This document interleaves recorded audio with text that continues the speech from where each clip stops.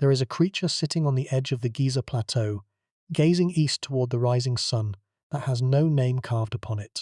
No inscription on its body tells us who ordered it built. No ancient text from the era of its supposed construction describes the day the work began, the workers who shaped it, or the pharaoh who stood before its finished face and declared it complete.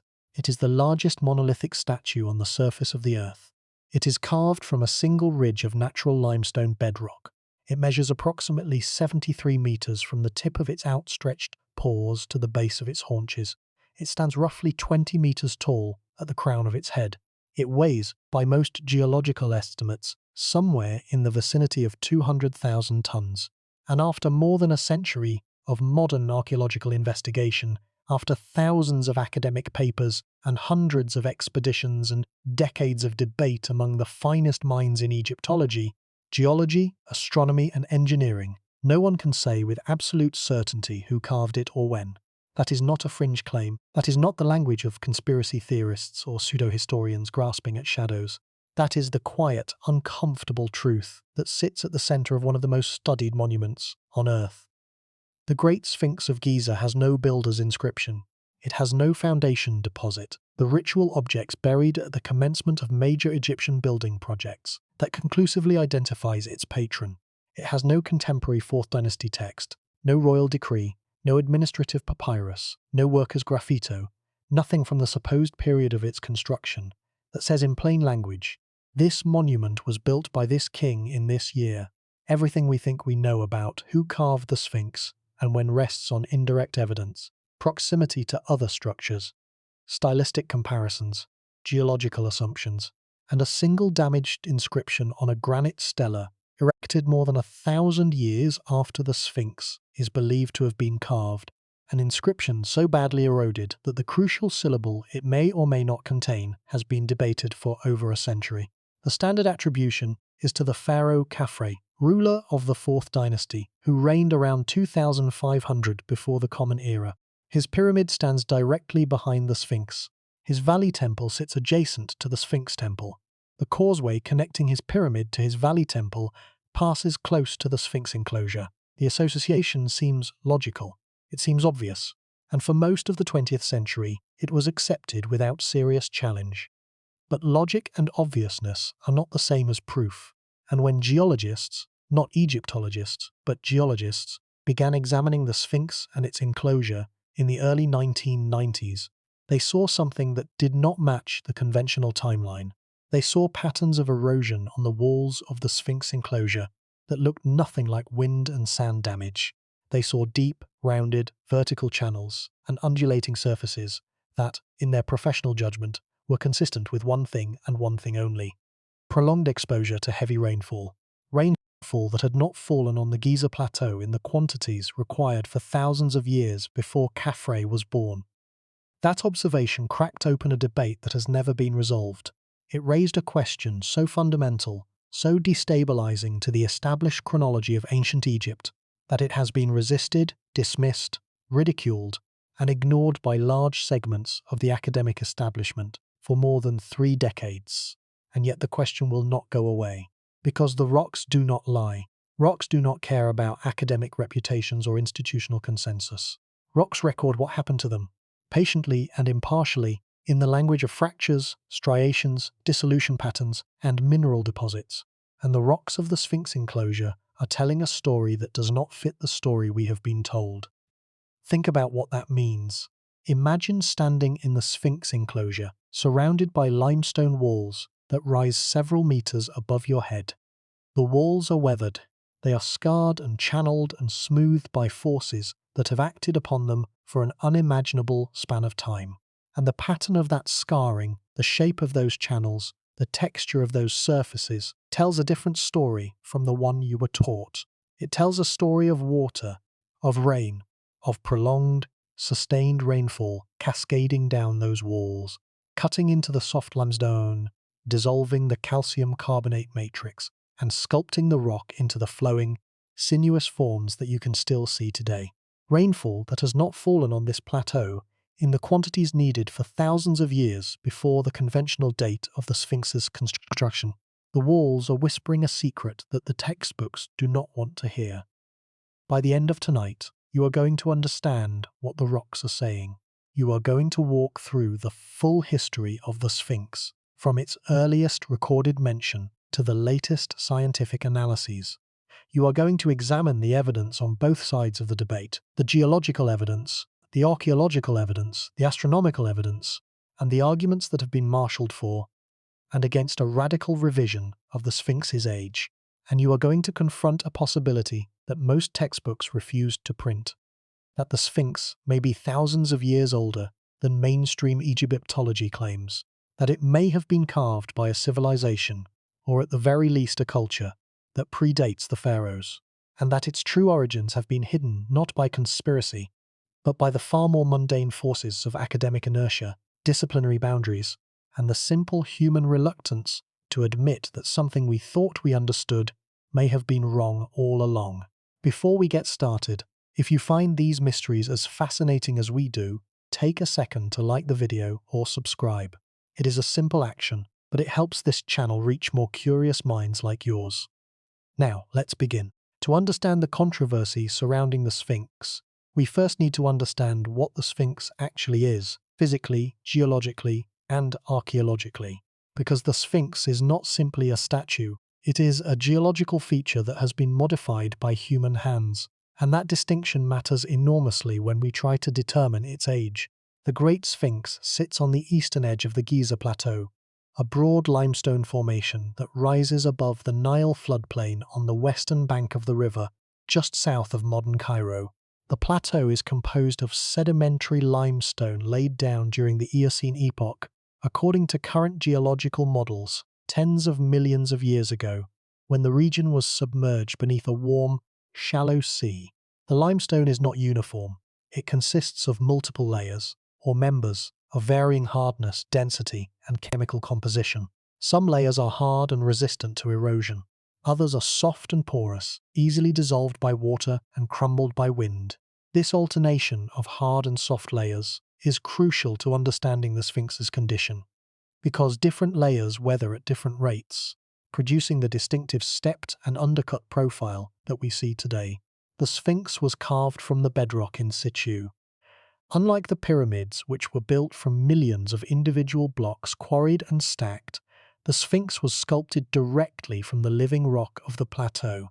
Workers quarried the stone around it, cutting a deep, U-shaped enclosure into the bedrock, and shaped the remaining central mass into the form of a recumbent lion with a human head. The blocks removed during this quarrying process were not discarded. They were used to build the Sphinx temple, located directly in front of the Sphinx's paws, and possibly to contribute to the adjacent valley temple associated with Khafre's pyramid complex. This relationship between the quarried blocks and the temple construction is one of the key pieces of evidence linking the Sphinx to the 4th dynasty, and we will examine it closely later. The Sphinx's body is composed of 3 distinct geological layers. The lowest layer, forming the base and the lower portions of the body, is a hard, dense, grey limestone belonging to what geologists call Member 1 of the Mokattam Formation. This layer is relatively resistant to erosion and forms the solid foundation upon which the statue rests.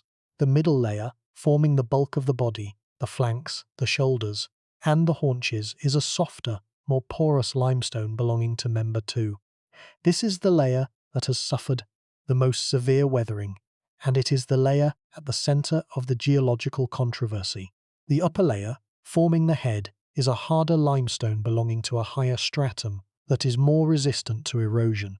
This is why the head of the Sphinx is in considerably better condition than the body, a fact that itself raises questions, as we shall see.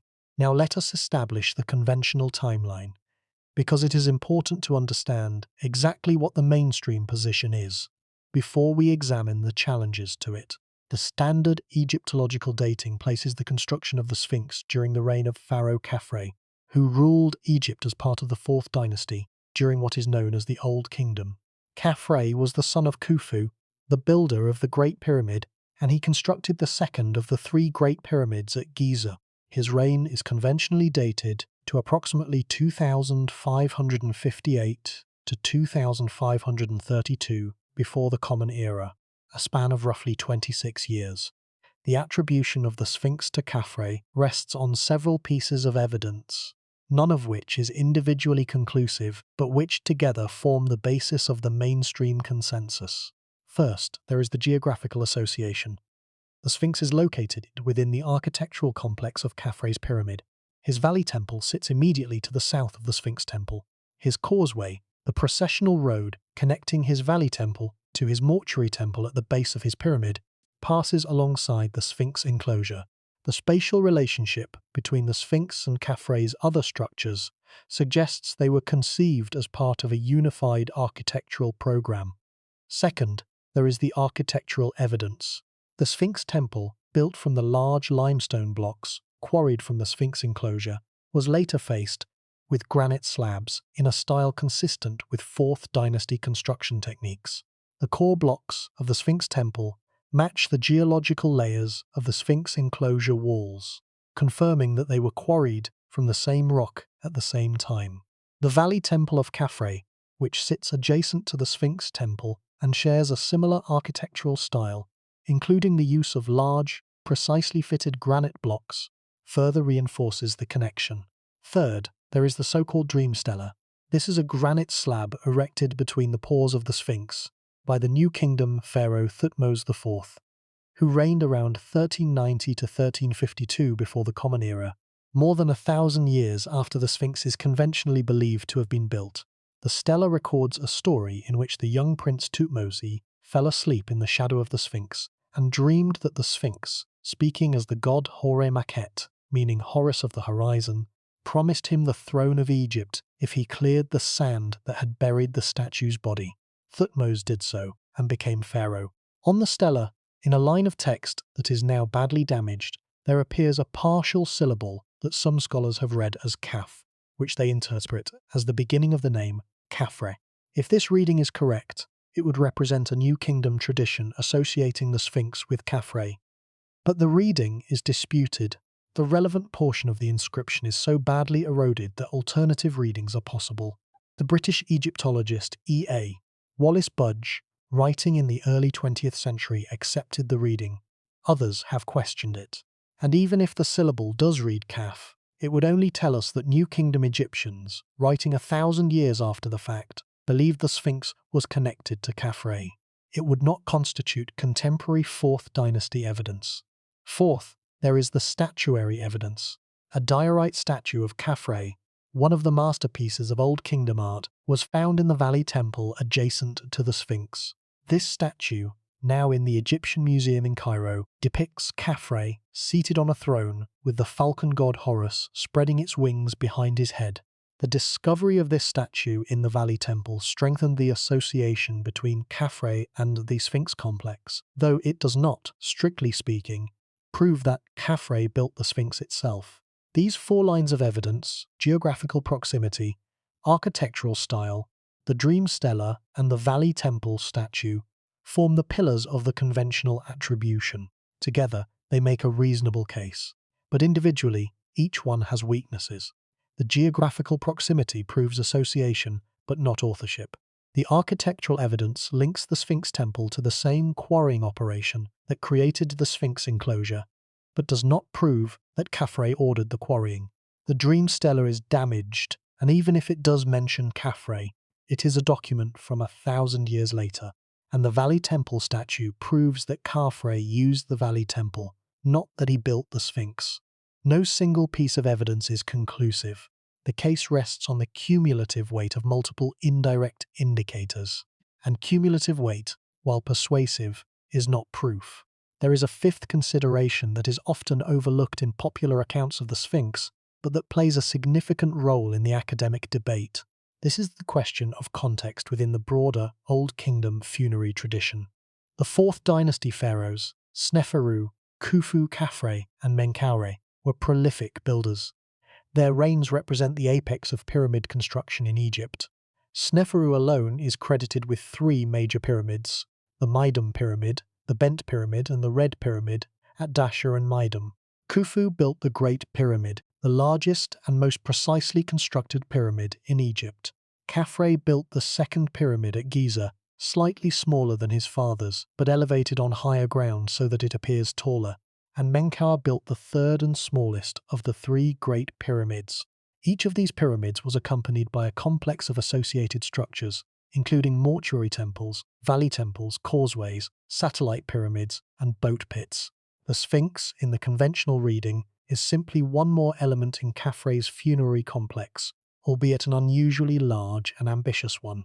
But there is no parallel for the Sphinx anywhere else in Old Kingdom funerary architecture. No other pharaoh of the Old Kingdom carved a colossal rock-cut statue as part of his pyramid complex. The concept of the royal Sphinx, a lion body with a pharaoh's head, does appear in later periods of Egyptian history, but these later sphinxes are freestanding statues carved from individual blocks of stone, not monolithic figures carved from the living bedrock. The Great Sphinx is unique. It has no predecessor in the Egyptian architectural tradition, at least none that survives, and its immediate successors are fundamentally different in scale and technique. This uniqueness is, in itself, neither evidence for nor against the Khafre attribution, but it is a feature that demands explanation. Why did Khafre, alone among all the pharaohs of the Old Kingdom, conceive and execute such a radically different type of monument? Where did the idea come from? What inspired it? The conventional response is that the natural ridge of limestone bedrock in the quarry area presented an opportunity that Khafre's architects seized, transforming a geological feature into a monumental sculpture. This is a plausible explanation, but it does not fully account for the artistic and conceptual ambition of the project. Carving a 73-meter lion from bedrock is not the kind of thing you do on impulse, because a convenient rock happens to be sitting in your quarry. The history of the Sphinx's exploration in modern times adds another layer to the story. The first major modern excavation of the Sphinx was conducted by Captain Giovanni Battista Caviglia in 1817. Caviglia, an Italian sea captain turned antiquarian, cleared the sand from around the chest and the paws of the Sphinx, revealing the dream stela of Thutmose IV and uncovering fragments of the statue's missing beard and cobra ornament. His work was hampered by the constant influx of wind-blown sand, which refilled his trenches almost as fast as he could dig them. Later in the 19th century, Auguste Mariette, the founder of the Egyptian Antiquities Service, conducted further excavations. But it was not until the extensive campaign of Émile Barrès, spanning from 1925 to 1936, that the Sphinx was fully excavated for the first time in modern history. Barrés's work revealed the full extent of the monument's body, its enclosure, and the surrounding structures. He also conducted repairs, adding cement patches to deteriorating surfaces and shoring up areas that were in danger of collapse. His photographs, taken during the excavation, provide invaluable documentation of the Sphinx's condition before modern restoration work altered its appearance. The Sphinx that we see today is not the Sphinx that Caviglia or Barrès saw. Extensive restoration campaigns in the 1980s and 1990s added hundreds of limestone blocks to the monument's deteriorating flanks, particularly on the south side and the rear of the body. These restoration blocks cover much of the original rock surface, making it more difficult for geologists to study the weathering patterns that are central to the dating debate. Some critics have argued that the restoration was conducted without adequate documentation of the original surfaces, meaning that valuable geological evidence may have been permanently obscured. Others defend the restoration as necessary to prevent the monument's continued deterioration. Both sides have valid points. The tension between preservation and investigation is real, and it is a tension that has no easy resolution. Let us now set this in the proper scale of Egyptian history, because understanding the timescale is essential to grasping the magnitude of the controversy. If the Sphinx was built by Khafre around 2550 before the Common Era, then it is approximately 4576 years old, measured from the present day. That is old, that is ancient by any human standard, but it places the Sphinx firmly within the historical period of Egyptian civilization, within the well-documented Old Kingdom, within a dynasty whose kings, queens, officials, and building projects are attested by numerous contemporary sources.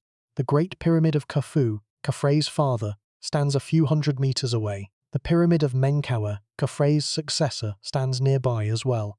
The entire Giza complex is the product of a single dynasty, the fourth, operating at the peak of its power and ambition.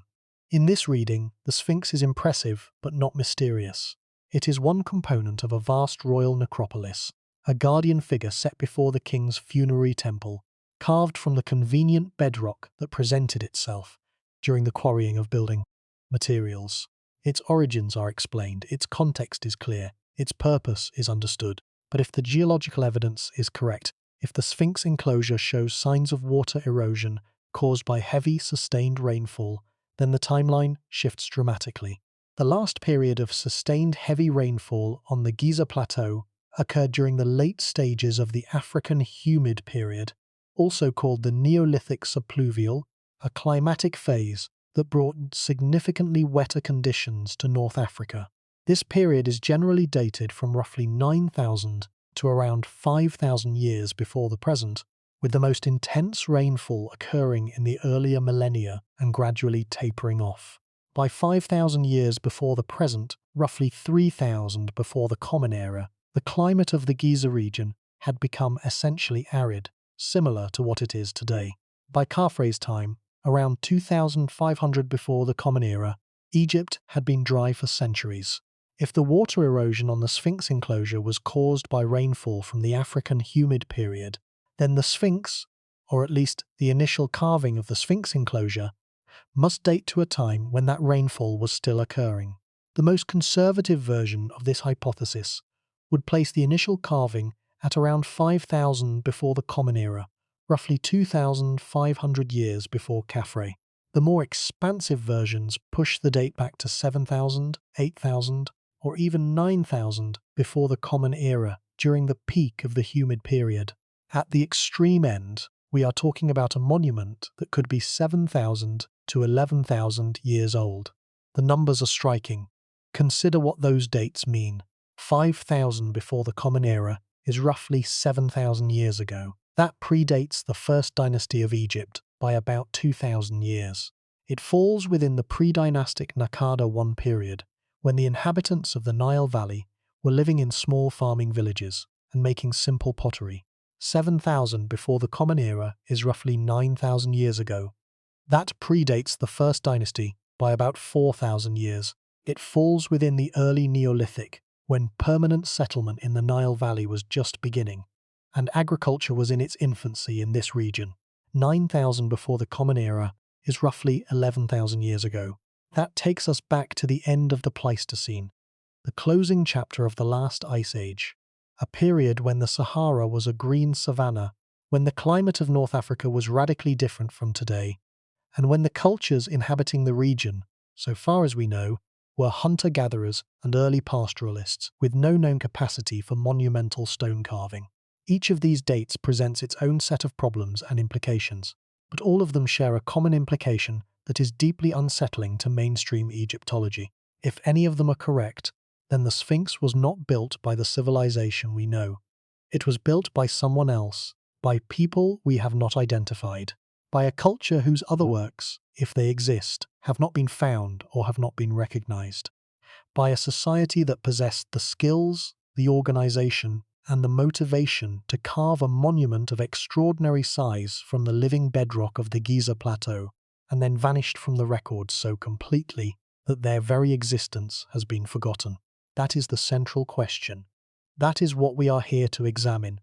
Not who the textbooks say carved the Sphinx, but whether the textbooks are right, whether the evidence supports the conventional answer, and if it does not, what the alternatives might be and where they lead. To put the stakes in perspective, consider this comparison.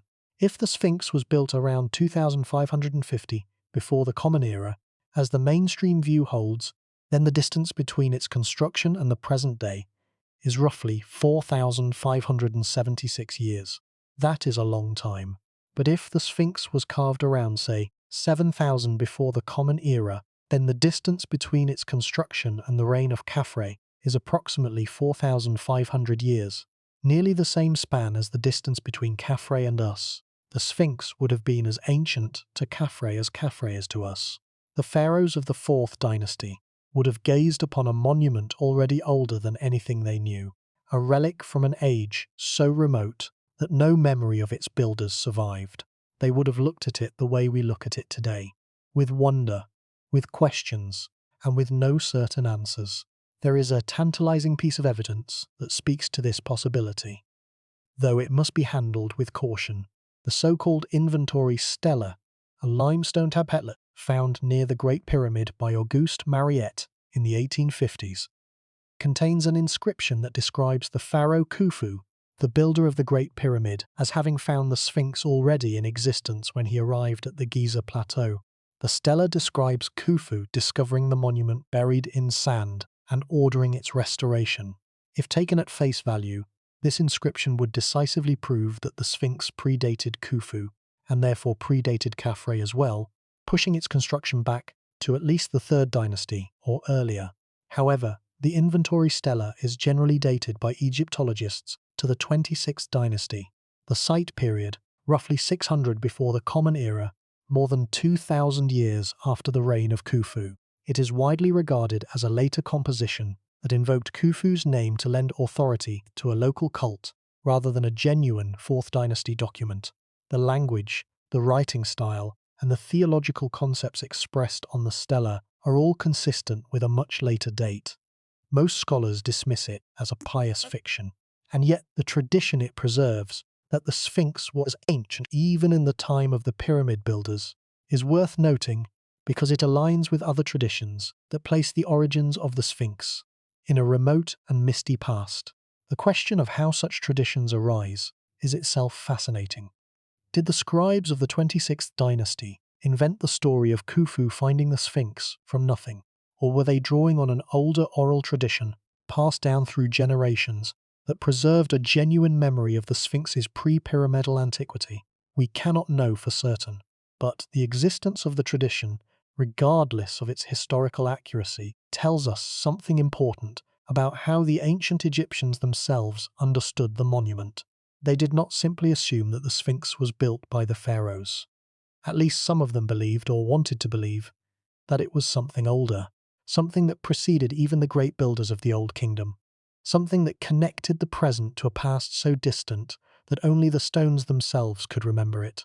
Let us consider one more dimension of scale before we move to the heart of the controversy. The Sphinx is not the only enigmatic feature of the Giza Plateau. The 3 great pyramids, the Sphinx, the temples, the causeways, the boat pits, and the extensive cemetery fields that surround them together constitute one of the most extraordinary concentrations of monumental architecture anywhere on Earth. The precision of the Great Pyramid of Khufu alone has puzzled engineers and mathematicians for centuries. Its base is level to within approximately 2.1 centimeters across a distance of 230 meters. Its sides are aligned to the cardinal directions with an accuracy of less than 1/12 of a degree. Its internal passages and chambers are cut through solid limestone and granite with tolerances that modern builders would find challenging to achieve. The casing stones that once covered its exterior were fitted so precisely that, according to Petrie's measurements in the 1880s, a knife blade could not be inserted between them.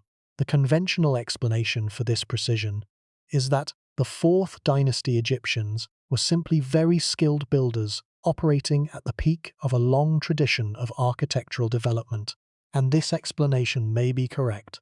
The 3rd dynasty step pyramid of Djoser at Saqqara, built roughly a century before the Great Pyramid, shows clear evidence of experimentation and innovation that could plausibly have led to the achievements at Giza.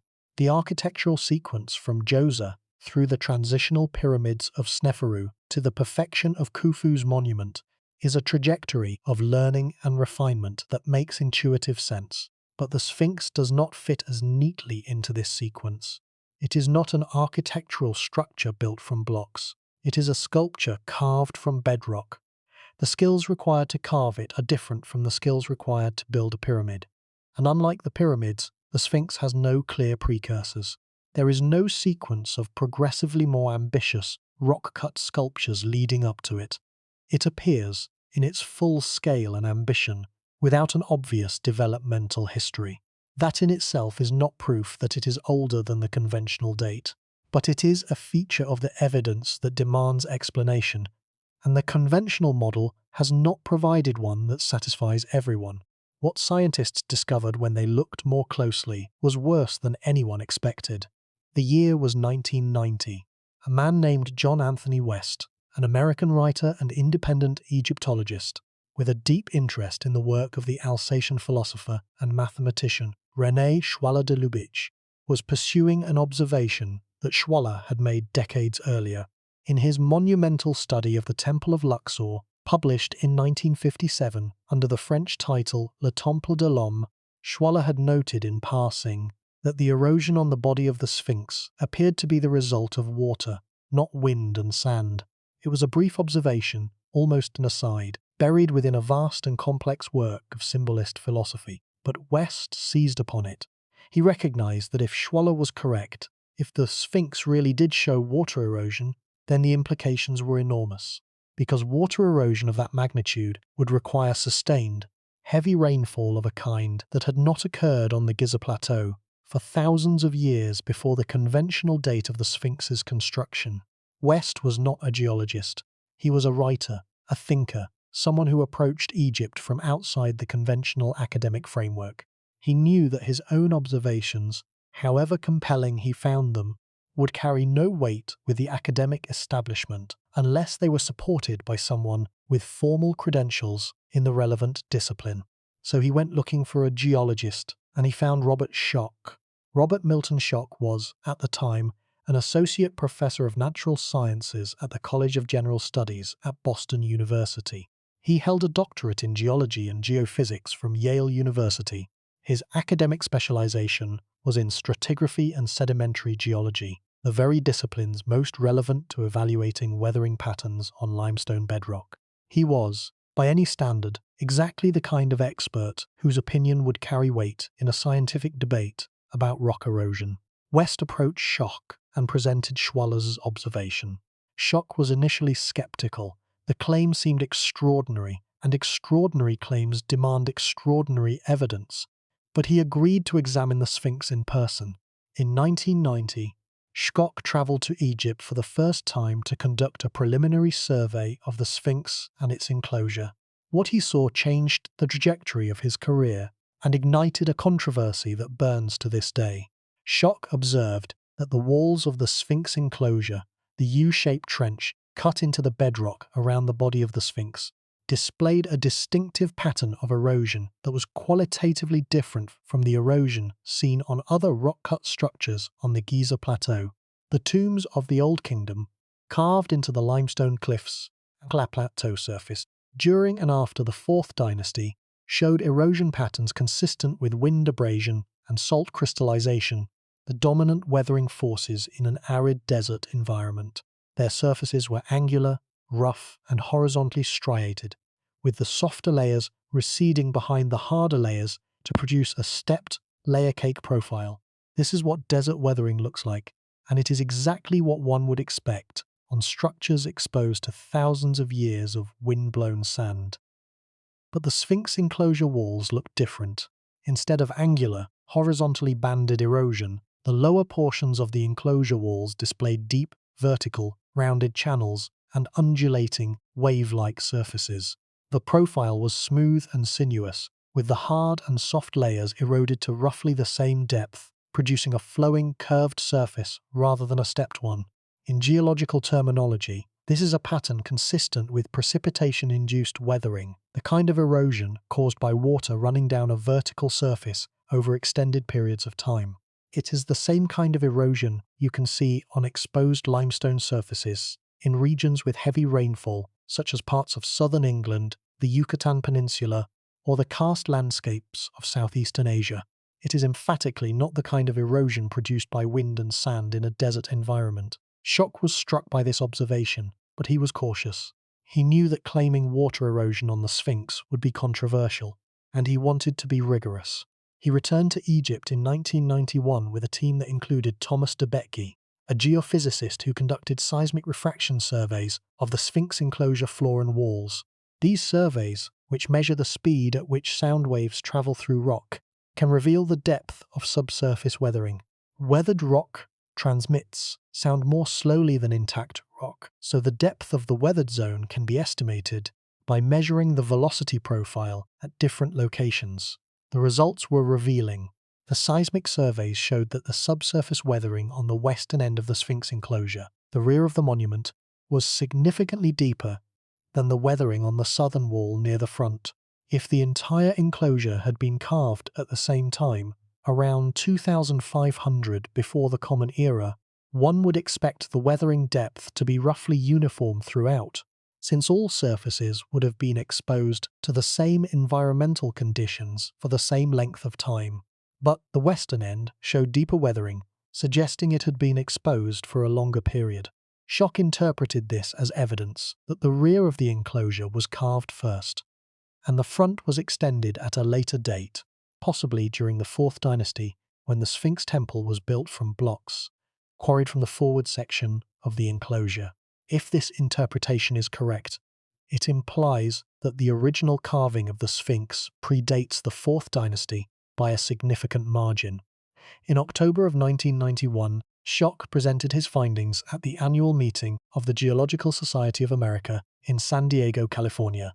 His paper, co-authored with West, argued that the weathering patterns on the Sphinx enclosure walls were consistent with prolonged water erosion caused by heavy rainfall, and that this rainfall had not occurred on the Giza Plateau in the quantities required since at least the 5th millennium before the Common Era, and possibly much earlier.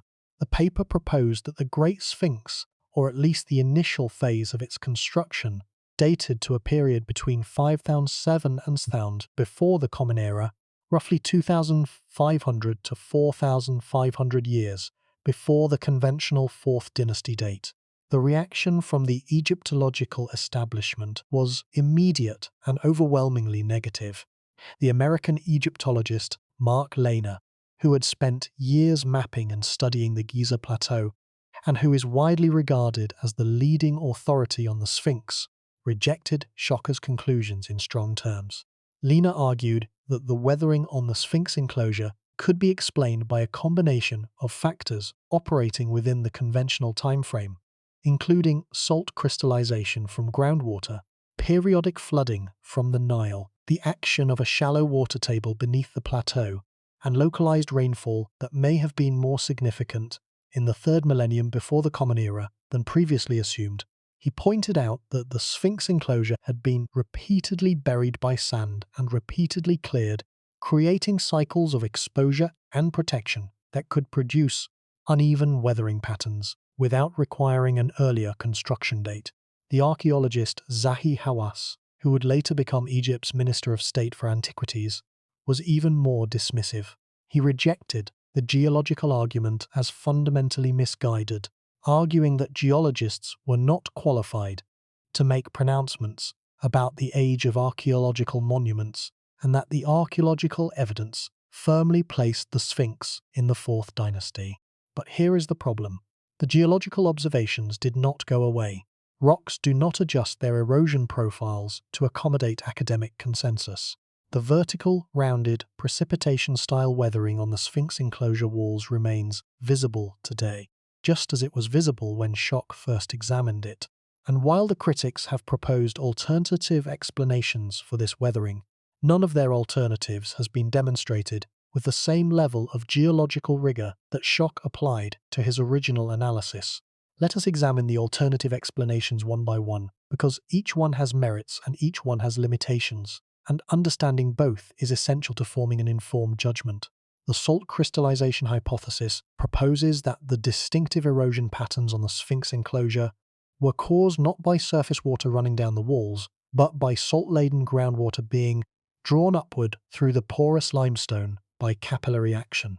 As the water evaporates near the surface, it leaves behind crystals of salt, primarily sodium chloride and calcium sulfate, which grow within the pore spaces of the rock and gradually break it apart from the inside. This process, known as haloclasty, is well documented in desert environments and can produce significant surface weathering over time. However, salt crystallization typically produces a different erosion profile from precipitation-induced weathering. It tends to attack the softer layers preferentially, producing exactly the kind of stepped, horizontally banded profile that Schoch observed on the 4th Dynasty tombs elsewhere on the plateau, not the smooth, vertically channeled profile seen on the Sphinx enclosure. Several geologists, including David Coxill, who published a paper in the journal Antiquity in 1998, have noted this distinction and found Schoch's precipitation weathering interpretation more consistent with the observed features. The Nile flooding hypothesis suggests that periodic, exceptionally high Nile floods could have inundated the Sphinx enclosure and produced the observed erosion. The Nile did flood annually in ancient times, before the construction of the Aswan High Dam in the 1960s, and exceptionally high floods are documented throughout Egyptian history. However, the Giza Plateau sits approximately 30 meters above the Nile floodplain. For Nile floods to reach the Sphinx enclosure, they would need to be extraordinarily high, higher than any historically documented flood. Moreover, flood erosion tends to produce horizontal rather than vertical weathering patterns, because the water sits at a consistent level rather than flowing down a vertical surface. The erosion on the Sphinx enclosure is predominantly vertical, which is more consistent with rainfall running down the walls from above than with standing water rising from below. The wet microclimate hypothesis, advanced by some critics, proposes that the Sphinx enclosure, being a deep, enclosed trench cut into the plateau, may have trapped moisture from morning dew, occasional rainstorms, and condensation, creating a localized wet environment that could have produced water erosion within the conventional time frame. This is a more nuanced argument, and it has some merit. Enclosed rock-cut spaces can indeed retain moisture more effectively than open surfaces, but the degree of erosion on the Sphinx enclosure is substantial. The vertical channels are deep, in some places extending meters into the rock. The suggestion that dew and occasional light rain could produce this level of erosion within 4,500 years strains credibility, particularly when we consider that other rock-cut structures on the same plateau, such as the nearby Old Kingdom tombs, which are also enclosed spaces, do not display the same erosion profile, and it gets stranger. The debate about the Sphinx is not just about erosion patterns, it is also about the head. Look at the Sphinx carefully. Compare the size of the head to the size of the body. The head is disproportionately small. It is not dramatically small, not absurdly so, but it is noticeably undersized relative to the massive body. The head measures approximately 5 meters from chin to crown. The body measures approximately 73 meters in length. For a lion, the proportions are wrong. A real lion's head would be significantly larger relative to its body. This has led several researchers, including West and Schoch, to propose that the current head is not the original head. They suggest that the Sphinx may originally have been carved with a larger head, perhaps a lion's head to match the lion body, and that the head was later recarved into a human face, reducing its size in the process. Recarving would explain the disproportionate size. It would also explain why the head shows significantly less weathering than the body, because the recarved surface would be newer, having been exposed to the elements for a shorter period than the original body. If the head was recarved, the question becomes when and by whom.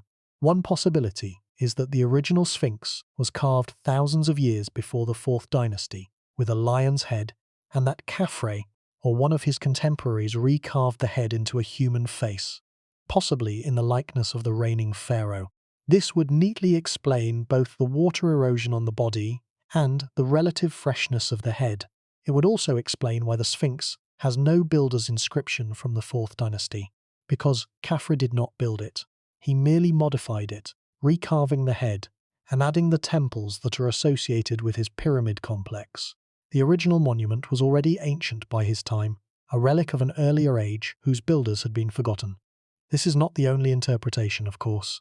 Mainstream Egyptologists have offered alternative explanations for the small head. Some argue that the head was always human and that the disproportionate size is simply an artistic choice, a deliberate exaggeration of the body to create a sense of power and dominance. Others suggest that the head was reduced in size by later restorations, particularly during the New Kingdom and Ptolemaic periods, when the Sphinx was repeatedly cleared of sand and its damaged surfaces were patched with blocks of limestone. These are legitimate possibilities, but they do not explain the difference in weathering between the head and the body, which is a physical observation that can be measured and compared, not a matter of artistic interpretation. There is another piece of evidence that deserves careful attention. The dream stela of Thutmose IV, the granite slab erected between the paws of the Sphinx around 1370 before the Common Era, contains a line of text that has been the subject of intense debate. In the 13th line of the inscription, there is a partially preserved cartouche, the oval frame that surrounds a royal name in Egyptian hieroglyphs. Within this cartouche, some scholars have read the syllable kaf, which they identify as the beginning of the name Khafre, written in Egyptian as Ka-F-Ra. If this reading is correct, it would suggest that Thutmose IV, or at least the scribes who composed his stela, believed the Sphinx was associated with Khafre, but the reading is far from certain. The British Egyptologist Thomas Young, one of the pioneers of hieroglyphic decipherment, examined the stela in the early 19th century and noted that the relevant section was badly damaged. The French Egyptologist Gaston Maspero, who served as director of the Egyptian Museum in Cairo in the late 19th and early 20th centuries, examined the stela and concluded that the syllable kaf appeared in the context of a statement that Khafre had cleared the sand from the Sphinx, not that he had built it. If Maspero's reading is correct, then the dream stela actually supports the idea that the Sphinx predated Khafre because it describes him as a restorer, someone who maintained an existing monument, rather than as a builder who created a new one. Other scholars have argued that the damaged section is too fragmentary to support any confident reading, and that using it as evidence for or against a specific construction date is methodologically unsound. Let us pause here and consider what we have. We have a monument with no contemporary builder's inscription. We have erosion patterns that at least some qualified geologists attribute to water, not wind. We have seismic data suggesting uneven weathering depths within the enclosure. We have a disproportionately small head that may have been recarved. We have an ancient stela whose crucial line is too damaged to read with certainty. We have a geographical association with Khafre's pyramid complex that proves proximity but not authorship. And we have an academic establishment that has largely refused to engage substantively with the geological evidence, preferring instead to dismiss it on archaeological grounds. This is not science fiction. This is a genuine scientific controversy involving qualified professionals on both sides, using real data to reach different conclusions. And it is a controversy that has never been resolved, not because the evidence is unavailable, not because the question is unanswerable, but because the question itself is so threatening to established frameworks that many scholars have chosen not to answer it at all. There is one more dimension of the problem that we need to address before we move on. The question of who could have built the Sphinx, if not Khafre and the 4th dynasty Egyptians. If the Sphinx was carved during the pre-dynastic period, or even earlier, then it was carved by a people we cannot currently identify from the archaeological record. The pre-dynastic cultures of the Nile Valley, the Badarian culture, the Naqada cultures, the communities of the Fayum and the Delta, were, so far as we know from the surviving evidence, village-level societies. They were farmers, herders, fishermen, and craftsmen who lived in small settlements and made pottery, stone tools, and simple copper implements. There is no evidence, within the currently documented pre-dynastic record, of a culture capable of monumental stone carving on the scale of the Sphinx. This is, understandably, a major objection to any pre-dynastic or earlier dating. If no known culture of the period could have built it, then who did? The honest answer is that we do not know, and that not knowing is precisely what makes the question so important and so uncomfortable, because it implies one of two things. Either the geological evidence is wrong, and the Sphinx was built in the 4th dynasty after all, or the archaeological record is incomplete, and there was a culture, or perhaps a level of organization within a known culture, that was significantly more capable than the surviving evidence suggests. Neither option is comfortable. The first requires us to dismiss or explain away geological observations made by qualified geologists. The second requires us to accept that there are enormous gaps in our knowledge of the deep past. But here is what makes this truly terrifying. Those gaps are not hypothetical, they are real. The pre-dynastic period lasted thousands of years. The archaeological record of that period is fragmentary, biased toward burial sites, and limited by the perishability of the materials used in everyday life. Entire millennia of human activity in the Nile Valley have left almost no trace. The idea that a culture capable of monumental construction could have existed and left behind no other identifiable evidence is, admittedly, difficult to accept. But it is not impossible. It is not even implausible if we consider how much has been lost. And the losses are not only ancient. In the modern era, the expansion of Cairo and its suburbs has swallowed vast tracts of the Giza Plateau and the surrounding desert that may once have contained archaeological evidence relevant to the Sphinx's origins. The village of Nazlet El Saman, which sits directly adjacent to the Sphinx enclosure, was built atop an area that could contain pre-dynastic or early dynastic deposits. Construction projects, road building, and utility installation throughout the 20th century have disturbed or destroyed unknown quantities of subsurface material. The famous lost city of the pyramid builders, discovered by Mark Lehner and Zahi Hawass, beginning in 1988, lies only a few hundred meters south of the Sphinx. This settlement, which housed and fed the workers who built the Giza pyramids, dates to the 4th dynasty and provides invaluable evidence about the logistics and organization of pyramid construction. But the settlement sits atop earlier deposits that have not been fully investigated. What lies beneath the workers' city? What older structures or occupation layers might be buried there, sealed beneath the mud brick walls and bakeries and sleeping quarters of the 4th dynasty laborers? We do not know, and we may never know, because excavating the earlier deposits would require dismantling the later ones, an archaeological dilemma with no comfortable solution. There is also the question of the Sphinx's relationship to water in Egyptian mythology. The Sphinx sits on the western bank of the Nile, the side associated with the dead in Egyptian religious thought. The western desert was the realm of Osiris, the god of the underworld, and the setting sun, which disappeared beneath the western horizon each evening, was understood as the sun god's journey through the land of the dead. The Sphinx, facing east, gazes toward the land of the living, toward the sunrise, toward the daily rebirth of the sun. This orientation is deeply meaningful in Egyptian cosmology, and it suggests that whoever carved the Sphinx understood and participated in the symbolic geography that would later become central to Egyptian religion. But did that symbolic geography originate in the 4th dynasty, or did it predate it? The orientation of pre-dynastic burials, which consistently placed the dead on their left side facing west, suggests that the association between the West and death was already established thousands of years before the pharaohs.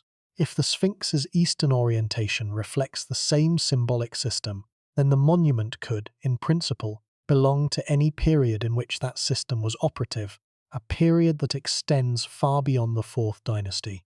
The sheer physical facts of the Sphinx's erosion are worth restating, because they tend to get lost in the back and forth of academic debate.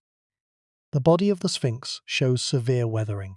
The flanks are deeply eroded, with some sections receding more than a meter behind their original carved surface. The lower portions of the body, which are composed of harder rock, are in better condition than the upper portions, which are composed of softer rock. But even the harder sections show significant damage. The original carved surface, with whatever details of musculature, mane, and decoration it once displayed, has been largely obliterated. The monument we see today is, in many respects, a shadow of what it once was, a skeleton rather than a body, an outline rather than a portrait. Contrast this with the head. The head of the Sphinx, while certainly damaged, is in notably better condition than the body. The facial features, though the nose is missing and the surface is weathered, are still recognizable. The royal Nemes headdress, the striped cloth that frames the face, is still clearly delineated. The proportions are still readable. The overall shape is still intact. If the head and the body were carved at the same time, from the same rock, and exposed to the same environmental conditions for the same length of time, one would expect roughly comparable levels of weathering, adjusted for the different hardness of the rock layers. The fact that the head is in significantly better condition than the body has two possible explanations. Either the head is made of harder rock that resists weathering more effectively, which is true to some degree, since the head is carved from a higher, more resistant limestone layer, or the head was carved later than the body, meaning it has been exposed to weathering for a shorter period. The recarving hypothesis, which we discussed earlier, offers a way to reconcile these observations. If the original Sphinx was carved with a different, larger head, possibly a lion's head, and the current human head was recarved at a later date, then the current head would show less weathering because it is younger. The harder rock of the head layer would compound this effect, producing the stark difference in condition that we observe. Over the past 3 decades, numerous researchers from different disciplines have attempted to resolve the question of the Sphinx's age. Their approaches have varied widely, from geological field studies to astronomical modeling to comparative archaeology to forensic analysis of the Sphinx's facial features. Each approach has offered insights, each has generated controversy, and none has provided a definitive answer. What they have provided is a rich and complex body of evidence that, taken together, paints a picture far more nuanced than either the mainstream position or its most vocal critics have typically acknowledged. Let us begin with the geological approach, because it is the foundation upon which the entire debate rests. Robert Schoch's original analysis, presented in 1991 and subsequently published in a series of papers and books, proposed that the Sphinx enclosure displayed precipitation-induced weathering, consistent with heavy rainfall that had not occurred on the Giza Plateau since the end of the African humid period, roughly 5,000 to 7,000 years before the present. Schoch was careful to distinguish between 2 types of weathering visible on the plateau. Type 1 was the angular, horizontally banded erosion seen on the 4th Dynasty tombs and other Old Kingdom structures, consistent with wind, sand, and salt crystallization in an arid environment. Type 2 was the smooth, vertically channeled, undulating erosion seen on the Sphinx enclosure walls, consistent with water flowing down the walls from above over extended periods. Schoch's most conservative estimate placed the initial carving of the Sphinx enclosure at around 5,000 before the Common Era, during the late stages of the humid period, when significant rainfall was still occurring in the region. He noted that this was a minimum date, based on the assumption that even modest rainfall over an extended period could produce the observed erosion. His more expansive estimate, based on the depth of the subsurface weathering revealed by seismic surveys, suggested a date as early as 7,000 to 9,000 before the Common Era, during the peak of the humid period, when annual rainfall in the region may have been comparable to that of modern temperate climates. The strength of Schoch's argument lies in its empirical foundation. He is not speculating about myths or legends. He is reading the rock. He is applying standard geological methods, the same methods used to date erosion features on rock surfaces around the world, to a specific monument in a specific location, and his conclusion that the Sphinx enclosure shows water erosion that cannot be explained within the conventional timeframe is a testable hypothesis. It can be confirmed or refuted by additional geological analysis. But here is where the story becomes complicated. Several geologists have examined the Sphinx enclosure and reached different conclusions from Schoch. The geologist K.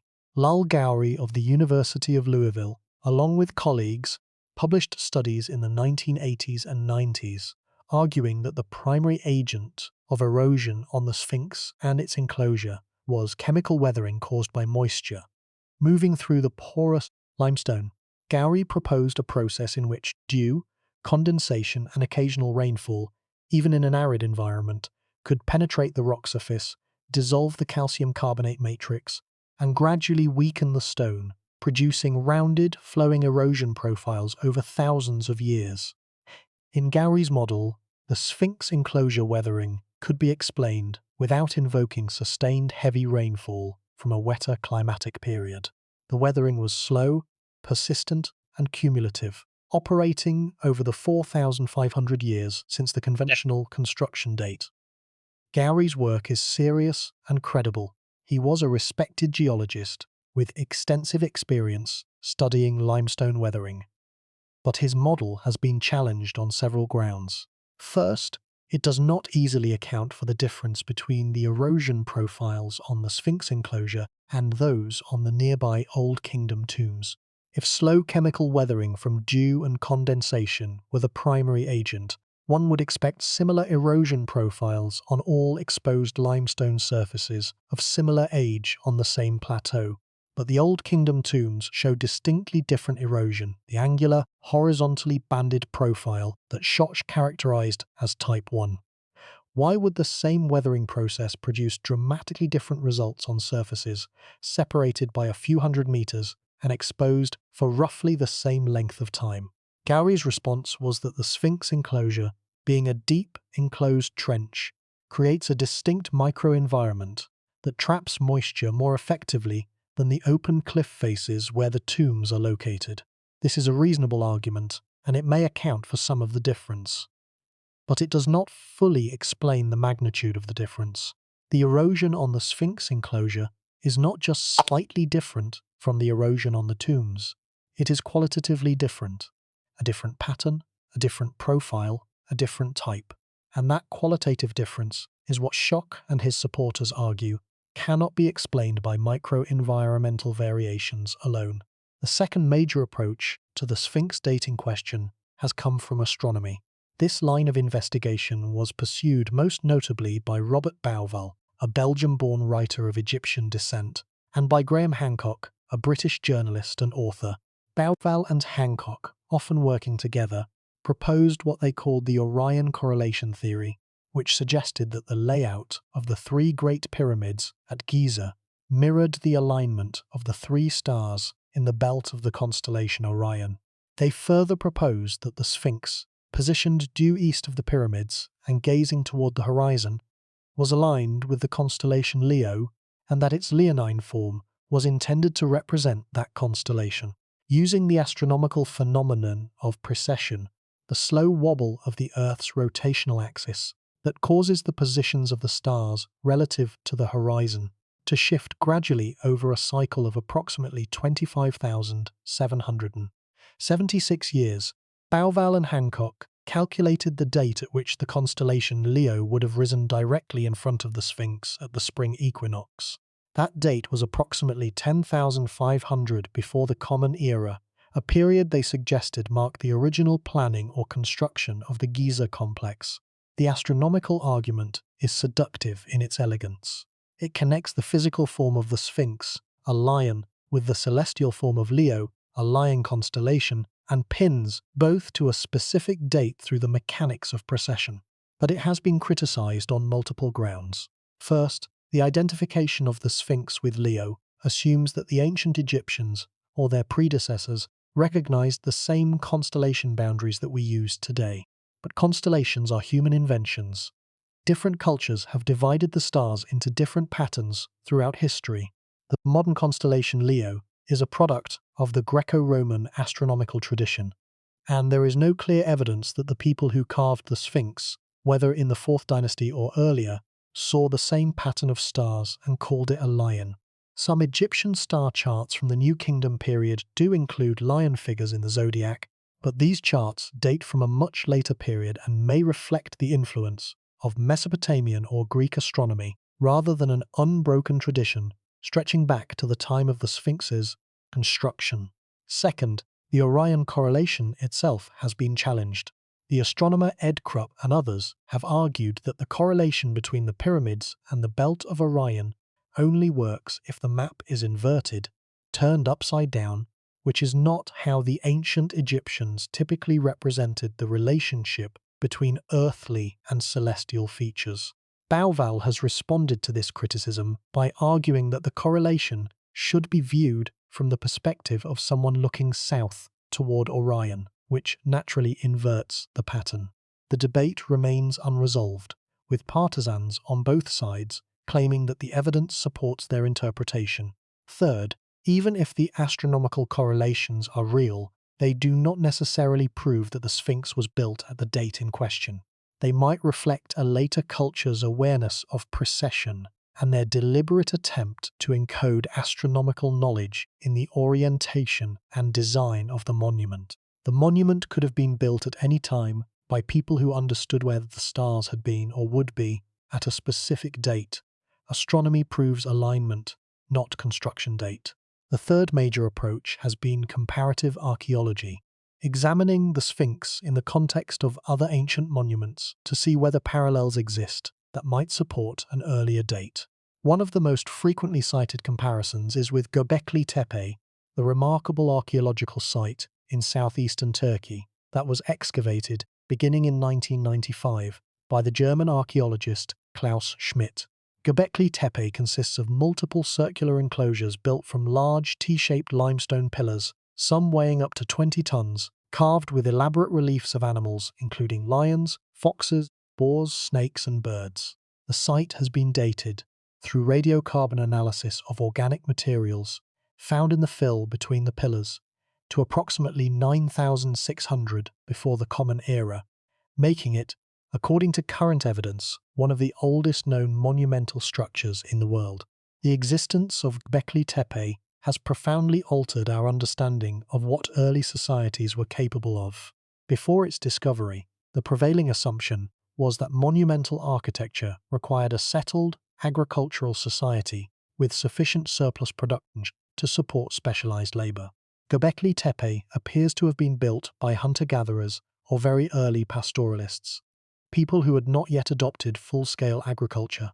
This demonstrates that the organizational capacity for monumental construction existed far earlier than previously believed.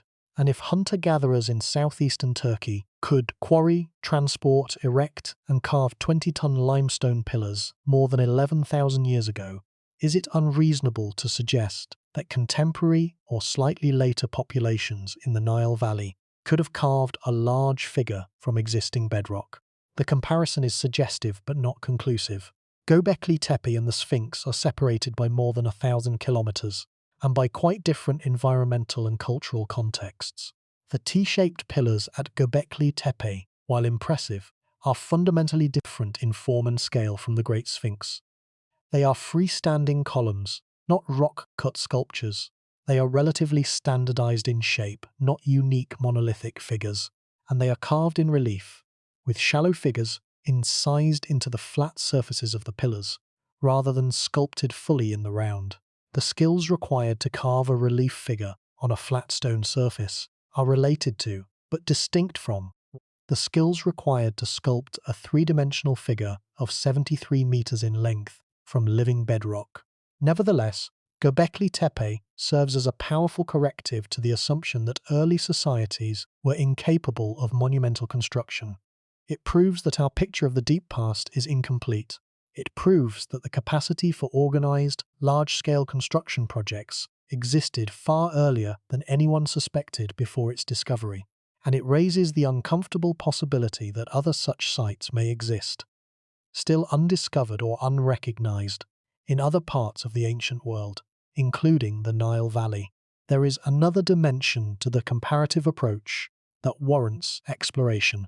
In the years since Göbekli Tepe was first publicized, other sites of unexpected antiquity and complexity have been identified in various parts of the world, each one further eroding the assumption that monumental construction was exclusive to settled agricultural civilizations. At Karahan Tepe, another site in southeastern Turkey, located roughly 35 kilometers from Göbekli Tepe, excavations beginning in 2019 have revealed pillared enclosures similar to those at Göbekli Tepe, but with their own distinctive features, including carved human heads protruding from walls and a remarkable chamber with 11 phallus-shaped pillars arranged in a semicircle. Karahan Tepe appears to be roughly contemporary with Göbekli Tepe, dating to the 10th or 9th millennium before the Common Era.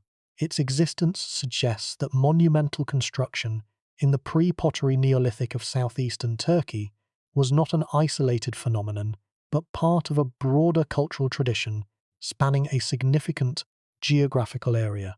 In the eastern Mediterranean, submerged structures off the coast of various islands and coastlines have been identified that may date periods when sea levels were significantly lower than they are today. The Pavlopetri site off the coast of southern Greece, for example, is an entire submerged Bronze Age town, complete with streets, buildings, and tombs dating to approximately 3000 before the Common Era. While this is much more recent than the proposed early dates for the Sphinx, it illustrates how rising sea levels can submerge and conceal archaeological sites, potentially hiding evidence of earlier human construction along coastlines that are now underwater. The Mediterranean coastline during the early Holocene, when sea levels were substantially lower, would have looked very different from today, and significant areas that are now submerged could have been occupied. The relevance of these comparisons to the Sphinx debate is indirect but important. They establish a pattern. They show that our understanding of the deep past is constantly being revised as new discoveries come to light. They demonstrate that the capacity for sophisticated construction, for large-scale coordinated projects, for the carving and movement of heavy stone, existed in periods and among populations where it was not previously suspected, and they caution us against using the absence of evidence as evidence of absence.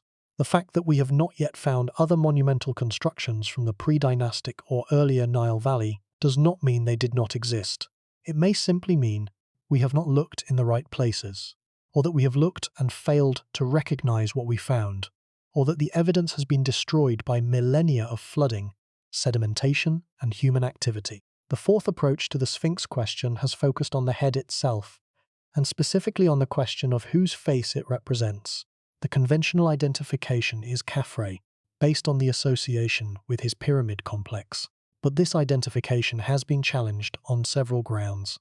In 1993, Frank Domingo, a senior forensic artist with the New York City Police Department, was invited by John Anthony West to conduct a forensic comparison between the face of the Sphinx and the known statues of Khafre. Domingo used the same techniques he employed in his forensic work, taking detailed measurements of the facial proportions of both the Sphinx and the diorite Khafre statue in the Cairo Museum, and comparing them systematically. His conclusion was that the two faces did not belong to the same individual. The proportions were significantly different, particularly in the ratio of the width of the face to its height, the angle of the jaw, and the shape of the forehead. Domingo stated that, based on his professional experience, if these were two suspects in a criminal investigation, he would exclude them as being the same person. This conclusion has been disputed by Egyptologists, who argue that ancient Egyptian royal statues were not intended as realistic portraits, but as idealized representations of kingship. Different statues of the same pharaoh often show significant variations in facial proportions, because the sculptors were following artistic conventions rather than attempting photographic accuracy. The Sphinx's face, moreover, has been severely damaged over the millennia, with the nose broken off, the cobra ornament on the forehead missing, and the surface heavily weathered, making precise measurements difficult. Nevertheless, Domingo's analysis adds another data point to the growing body of evidence, suggesting that the conventional attribution to Khafre may be wrong. There is a fifth line of investigation that has received less attention but deserves mention. In 1991, the same year that Schoch presented his geological findings, the geophysicist Thomas Dobecki conducted subsurface imaging of the bedrock beneath and around the Sphinx using seismic refraction and ground-penetrating radar. In addition to the differential weathering data mentioned earlier, Dobecki's surveys detected what appeared to be anomalies beneath the Sphinx, possible voids or chambers in the bedrock that did not correspond to any known architectural features. The presence of subsurface voids beneath the Sphinx has been suggested by other researchers as well, including the Japanese team led by Sakuji Yoshimura of Waseda University, which conducted ground-penetrating radar surveys in the late 1980s and reported detecting cavities beneath the left paw and on the south side of the monument. The Egyptian authorities have not permitted excavation of these anomalies, so their nature remains unknown. They could be natural cavities in the limestone, dissolution features formed by groundwater over millions of years, They could be quarrying tunnels from ancient construction activity, or they could be something else entirely. Without excavation, we cannot know, but their potential existence adds another layer of mystery to a monument that already has more layers than most scholars are comfortable acknowledging. The math is striking when we lay out the full scope of the controversy. We have at least 5 independent lines of evidence and investigation: geological, astronomical, comparative archaeological, forensic, and geophysical, all pointing in directions that are difficult to reconcile with the conventional 4th dynasty attribution. Not all of these lines are equally strong. Not all lead to the same conclusion. Some may ultimately prove to be mistaken. But the sheer diversity of the challenges to the conventional model suggests that the model itself may be incomplete. Something is wrong with our assumptions. Not necessarily all of our assumptions, but enough of them that the standard account of who carved the Sphinx and when deserves serious re-examination. Let us now consider why this re-examination has been so difficult to achieve within the mainstream academic establishment. Because the resistance to the geological evidence is not simply a matter of scientists disagreeing about data. It is, at least in part, a matter of disciplinary boundaries and institutional culture. Egyptology is, historically, a humanities discipline. Its practitioners are trained in languages, texts, art history, and cultural analysis. They are experts in reading hieroglyphs, interpreting religious texts, analyzing pottery styles, and constructing chronologies based on king lists, astronomical observations, and radiocarbon dates. They are not, by and large, trained in geology. They do not read rock surfaces for weathering patterns. They do not conduct seismic surveys. They do not analyze mineral compositions or precipitation records. When a geologist walks onto their territory and makes a claim that contradicts their chronological framework, they are understandably skeptical. But skepticism should lead to investigation, not dismissal. And in many cases, the Egyptological response to Shoksh's geological evidence has been dismissal rather than investigation. This is not to say that all Egyptologists have been dismissive. Some have engaged seriously with the geological evidence and have offered thoughtful critiques.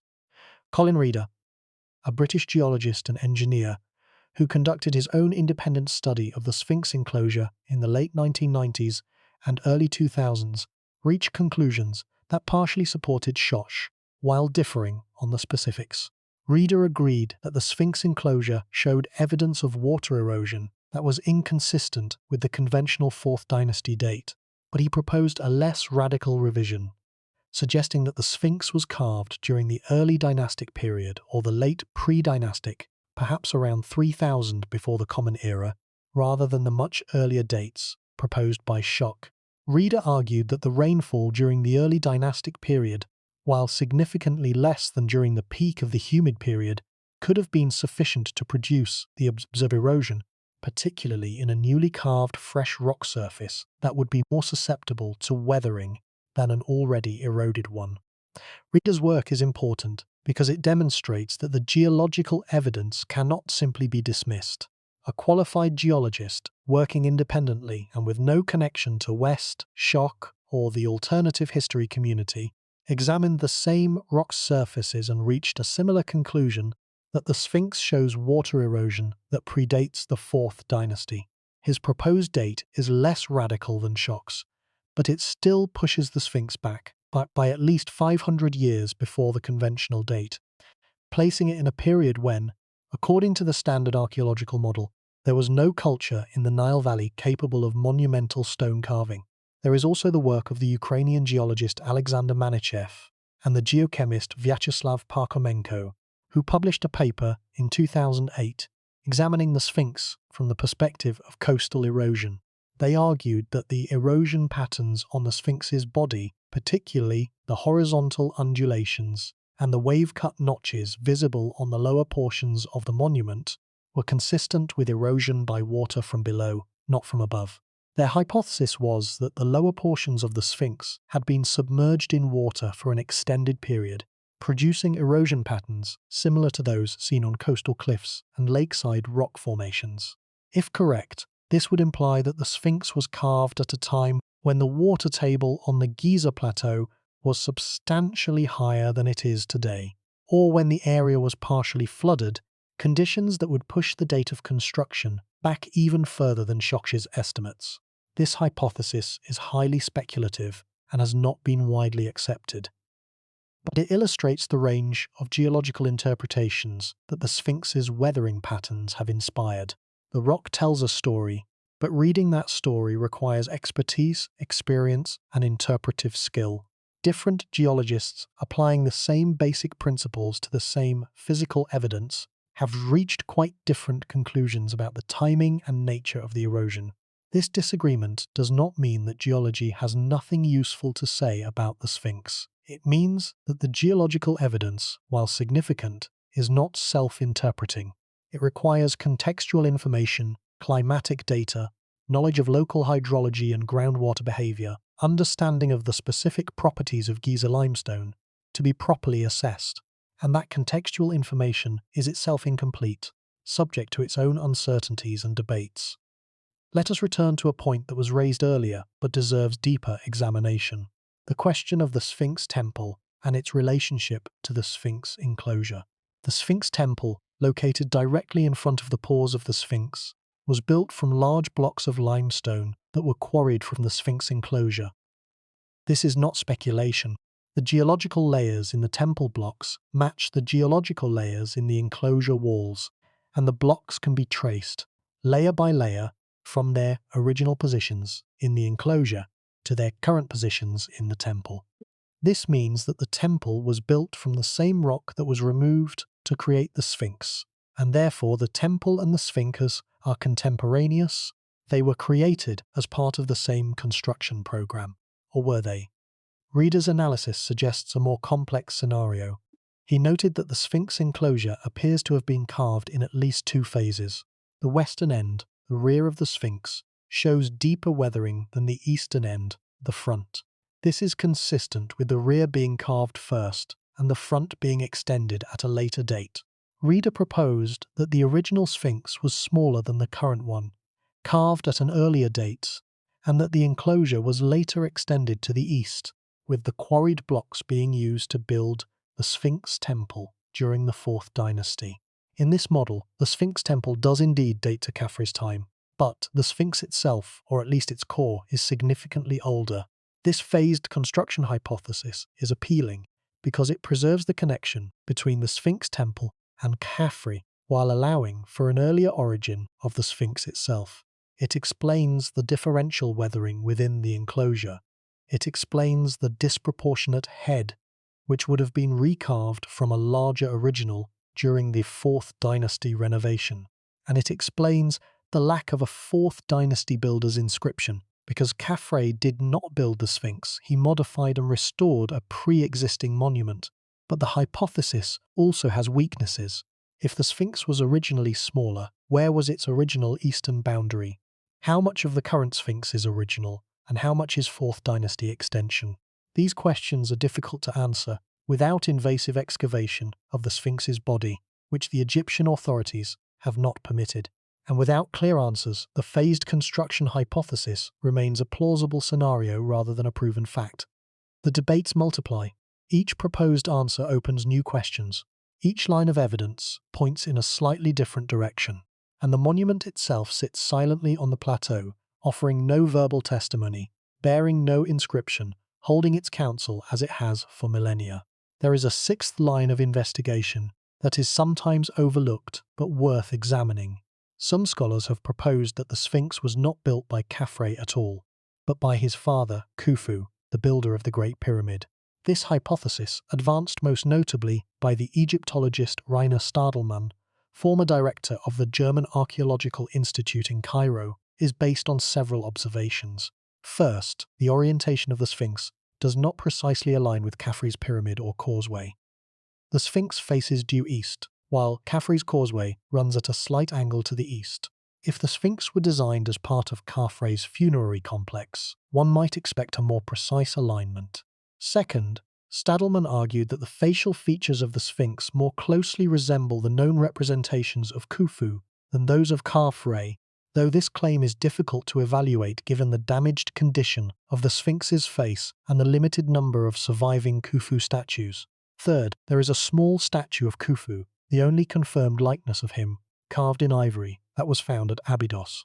It is only about 7.5 centimeters tall, yet it depicts a pharaoh with strong, broad features. Some have seen a resemblance to the Sphinx, others have not. The Khufu attribution does not solve the fundamental problem. Whether it was Khufu or Khafre, the attribution to the 4th dynasty still rests on circumstantial evidence rather than direct proof. But the very existence of the debate, the fact that even within mainstream Egyptology, there is no consensus about which 4th dynasty king built the Sphinx, underscores the fragility of the conventional position. If scholars cannot agree whether Khufu or Khafre was responsible, how confident can we really be that the correct answer is one of the two? How confident can we be that the answer lies within the 4th dynasty at all? Then there is the question of the water table beneath the Giza Plateau and its fluctuations over time.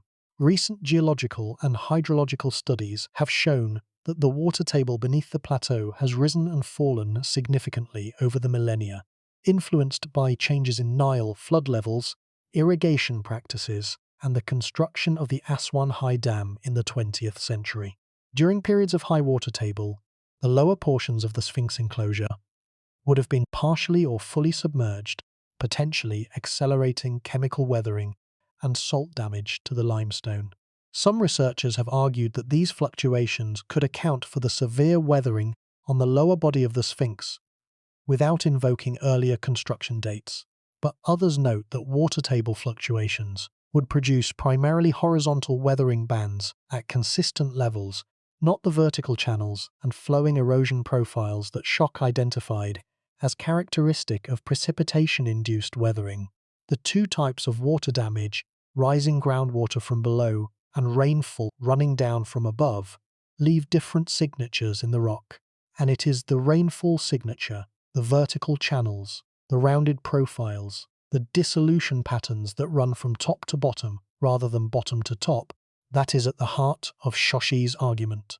The political dimensions of the Sphinx debate also deserve attention, because they have significantly shaped the trajectory of the controversy. The Egyptian government, through its Ministry of Tourism and Antiquities and its predecessors, has historically been protective of the conventional narrative of Egyptian history. This is understandable. Egypt's archaeological heritage is one of its most valuable economic assets. Tourism, much of it driven by the fame of the pyramids, the Sphinx, and the Valley of the Kings, is a major source of foreign revenue. A narrative that attributes the Sphinx to a mysterious, unnamed, pre-dynastic civilization, rather than to the well-known pharaohs of the Old Kingdom, could be perceived as undermining the national narrative that links modern Egypt to its ancient past. This is a legitimate concern, and it should be treated with sensitivity. But it also creates a dynamic in which scientific inquiry can be influenced by political and economic considerations that have nothing to do with the evidence itself. Access to the Sphinx and its enclosure for research purposes has been tightly controlled. Schoch has reported difficulty obtaining permits for additional geological surveys since his initial work in the early 1990s. Other independent researchers have faced similar obstacles, and some of the most promising avenues of investigation, such as the excavation of the subsurface anomalies detected by ground-penetrating radar, have been blocked entirely. Without access to the monument, independent verification of Schoch's findings is difficult. Without excavation of the potential subsurface voids, the question of what lies beneath the Sphinx remains unanswerable. The result is a stalemate. The geological evidence has been presented, but cannot be fully tested. The conventional attribution has been challenged but not overturned, and the monument continues to erode, slowly, silently, taking its secrets a little further beyond reach with each passing year. One more investigation deserves attention before we move forward. In 2017, a study published by the researchers Manu Sevzadeh and Robert Schoch examined a previously overlooked inscription on the dream stela of Thutmose IV. They argued that the stela contained references not only to the Sphinx as Horemheb, Horus of the horizon, but also to an earlier name or concept associated with the monument that predated its identification with Horus. Their analysis suggested that the Sphinx may have been originally associated with the god Anubis, the jackal-headed guardian of the dead, rather than with Horus or the sun.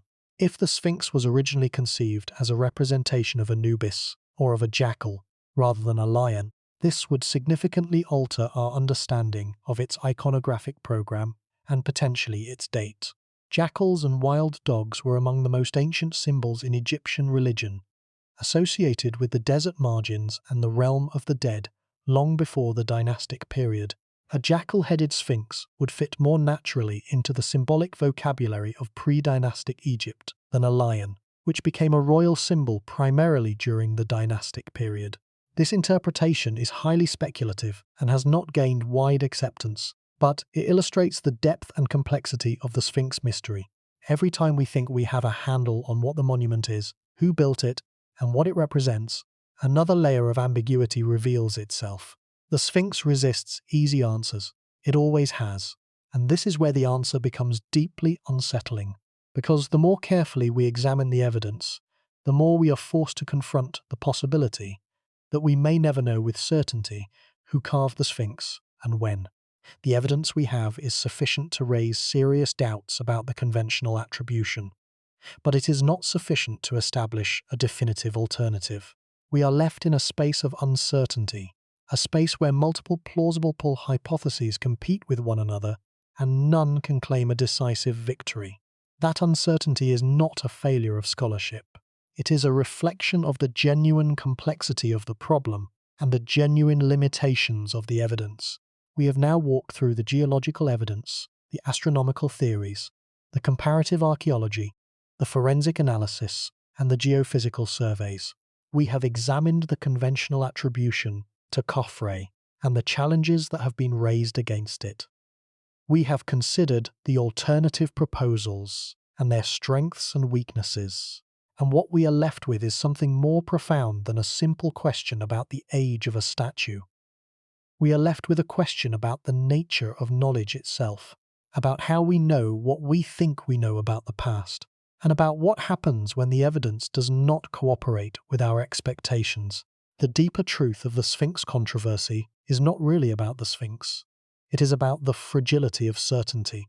It is about the way that academic consensus, once established, can calcify into dogma, resisting challenge not because the evidence supports it, but because the alternative is too uncomfortable to contemplate. It is about the way that disciplinary boundaries can prevent important questions from being asked, because the people with the relevant expertise are not the people who control the conversation. And it is about the way that the passage of time erodes not only stone but also memory, leaving us with fragments that can be assembled into multiple stories, none of which can be proven beyond doubt. Let that sink in. The most studied monument in one of the most studied archaeological landscapes on Earth. A monument that has been examined by thousands of scholars over more than 2 centuries, remains fundamentally enigmatic. We do not know who carved it. We do not know when. We do not even know, with certainty, what it originally represented. The Sphinx is a mirror. It reflects back whatever assumptions we bring to it. If we assume the 4th dynasty built it, the evidence can be made to fit. If we assume an earlier origin, the evidence can be made to fit that too. The monument itself is silent, and in that silence it reveals something uncomfortable about the limits of archaeological knowledge. This is not a criticism of archaeology as a discipline. Archaeology has produced extraordinary insights into the human past, revealing civilizations, technologies, and ways of life that would otherwise be completely unknown. The work of excavators, conservators, analysts, and interpreters has given us a picture of ancient Egypt that is rich, detailed, and constantly expanding. But that picture has edges. It has boundaries beyond which the evidence thins out and eventually disappears. And, at those boundaries, we encounter the same fundamental problem that confronts all historical investigation. The past happened only once. We cannot rerun it. We cannot observe it directly. We can only infer it from the traces it left behind. And those traces are always incomplete, always biased, always shaped by the accidents of preservation and the choices of the people who created them. The Sphinx sits right at one of those boundaries. It belongs to a period, whether that period is the 4th dynasty or some earlier era, when the conventions of record-keeping that would later make Egyptian history so well documented were either not yet established or not yet applied to this particular monument. No one carved a dedication on the Sphinx, no one wrote a construction diary, no one composed a hymn celebrating its completion. Whether this silence is because the builders took it for granted, because the records were lost, or because the monument predates the invention of writing in Egypt, we cannot say. But the silence is real, and it means that every statement about the Sphinx's origin is to some degree an interpretation, an educated guess, a reading of ambiguous evidence through the lens of assumptions that may or may not be correct. Consider what would happen if a new piece of evidence were discovered tomorrow, a sealed chamber beneath the Sphinx containing objects with radiocarbon datable organic material, a previously unknown inscription in the quarry walls naming the king who ordered the work, a geological survey with such resolution that it could precisely date the last rainfall to touch the enclosure walls. Any of these discoveries could, in principle, resolve the debate once and for all, but in the absence of such a discovery, we are left with what we have, and what we have is not enough to be certain. This uncertainty extends far beyond the Sphinx. It pervades our entire understanding of the deep past. We tend to think of ancient history as a well-established narrative, a story with a beginning, a middle, and an end, populated by named individuals and documented events. And for some periods and places, this is more or less true. We have a detailed record of the New Kingdom pharaohs. We have extensive documentation of the reigns of Ramesses II, Hatshepsut, Akhenaten, and Tutankhamun. We have administrative records, personal letters, literary works, and diplomatic correspondence that allow us to reconstruct the daily lives of ancient Egyptians with remarkable specificity. But as we move further back in time, the record thins. The Old Kingdom is less well documented than the New Kingdom. The early dynastic period is less well documented than the Old Kingdom. And the pre-dynastic period is barely documented at all in the textual sense. We have pottery, we have stone tools, we have burial goods, we have the remains of settlements mostly reduced to post holes and storage pits. But we have no texts, no names, except those applied retrospectively by later generations.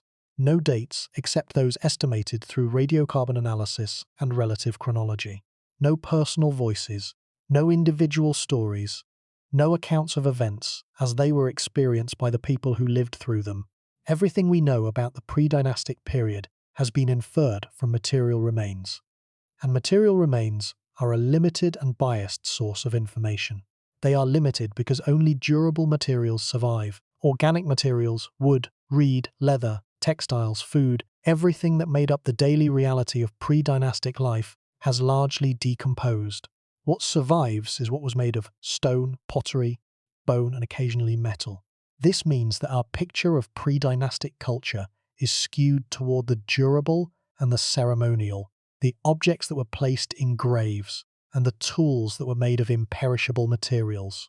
The soft, perishable, everyday world, the world of clothing and cooking and conversation and creativity, is almost entirely gone. They are biased because the conditions of preservation are not uniform. Sites in the desert, where the dry climate inhibits decomposition, preserve organic materials far better than sites in the Nile floodplain, where moisture and biological activity quickly break down organic matter. This means that our archaeological record is disproportionately drawn from desert sites, which may not be representative of the full range of pre-dynastic settlement and activity.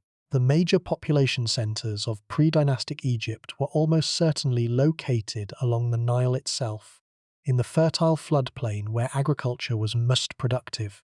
But these are precisely the areas where preservation is worst, and where millennia of subsequent occupation have buried, disturbed, and destroyed the earliest deposits. The pre-dynastic sites we know best are, in many cases, the ones that were least important to the people who lived there. Let that sink in. The evidence on which we base our understanding of pre-dynastic Egypt, and therefore our understanding of what was and was not possible before the dynasties, is drawn primarily from marginal sites in marginal environments. The centers of power, population, and innovation are, for the most part, inaccessible to us. They are buried beneath meters of Nile alluvium, beneath modern cities, beneath the accumulated debris of 5,000 years of continuous occupation. We are trying to understand a civilization by examining its outskirts. We are trying to assess the capabilities of a people by studying their rural cemeteries rather than their urban centers. And from this partial, peripheral evidence, we are drawing conclusions about what they could and could not do. Is it possible that those conclusions are wrong? Not in every detail, not in every case, but in broad outline, in terms of what we believe was possible and what we believe was not. Is it possible that the evidence has led us to underestimate the capabilities of pre-dynastic and earlier populations in the Nile Valley? The geological evidence from the Sphinx suggests that it is. The existence of Göbekli Tepe, half a continent away, confirms that early societies were capable of far more than the pre-existing evidence had suggested, and the persistent traditions within Egyptian culture itself. The king lists that extend back before the dynasties, the mythological accounts of an age of the gods, the Palermo stone and the Turin king list, with their references to pre-dynastic rulers, all of these suggest that the Egyptians themselves believed there was something more in their past than we have yet been able to find. This is not science fiction. This is a legitimate area of scholarly inquiry, pursued by qualified professionals using standard methods, grappling with evidence that does not fit comfortably within the established framework. The Sphinx is not the only anomaly in the Egyptian record. It is simply the most visible one, the one that has attracted the most attention and generated the most debate. But beneath it lies a deeper question that applies to every ancient civilization and to every attempt to reconstruct the past from fragmentary evidence. How much are we missing? How much has been lost? And how confident can we really be in narratives built from incomplete data? The answer, uncomfortable as it may be, is that we cannot be as confident as we often pretend. The past is not a completed puzzle with a known number of pieces. It is a vast, largely unknown landscape, of which we have mapped only a small fraction, and the Sphinx, sitting quietly on the edge of the Giza plateau, gazing east toward the sunrise, with its damaged face and its eroded body, and its silent inscriptionless flanks, is a monument to that unknowing. It is a reminder that the earth holds secrets we have not yet uncovered, that the human past is deeper and richer and more complex than any single narrative can capture, and that the proper response to a genuine mystery is not certainty, but humility. There is one more aspect of this deeper truth that demands attention. The question of who carved the Sphinx is not merely an academic curiosity. It has implications for how we understand the trajectory of human civilization itself. The conventional model of human history presents civilization as a recent development, a phenomenon that emerged in the Near East roughly 5,000 to 6,000 years ago, with the rise of the first cities, the invention of writing, and the development of centralized government. Before that, humans lived in small, relatively simple societies, hunter-gatherers and early farmers, without the organizational capacity for large-scale construction, long-distance trade, or complex symbolic systems. The Sphinx, if it is older than the conventional date, challenges this model. It suggests that the capacity for monumental construction, and therefore the social organization required to support it, existed earlier than the conventional model allows. It suggests that the deep past may contain chapters of human achievement that have been erased by time, climate, and the perishability of the materials in which they were built. It suggests, in short, that civilization may not have a single point of origin, a single moment when the lights came on, but may instead have a longer, more complex, and more distributed history than we currently recognize.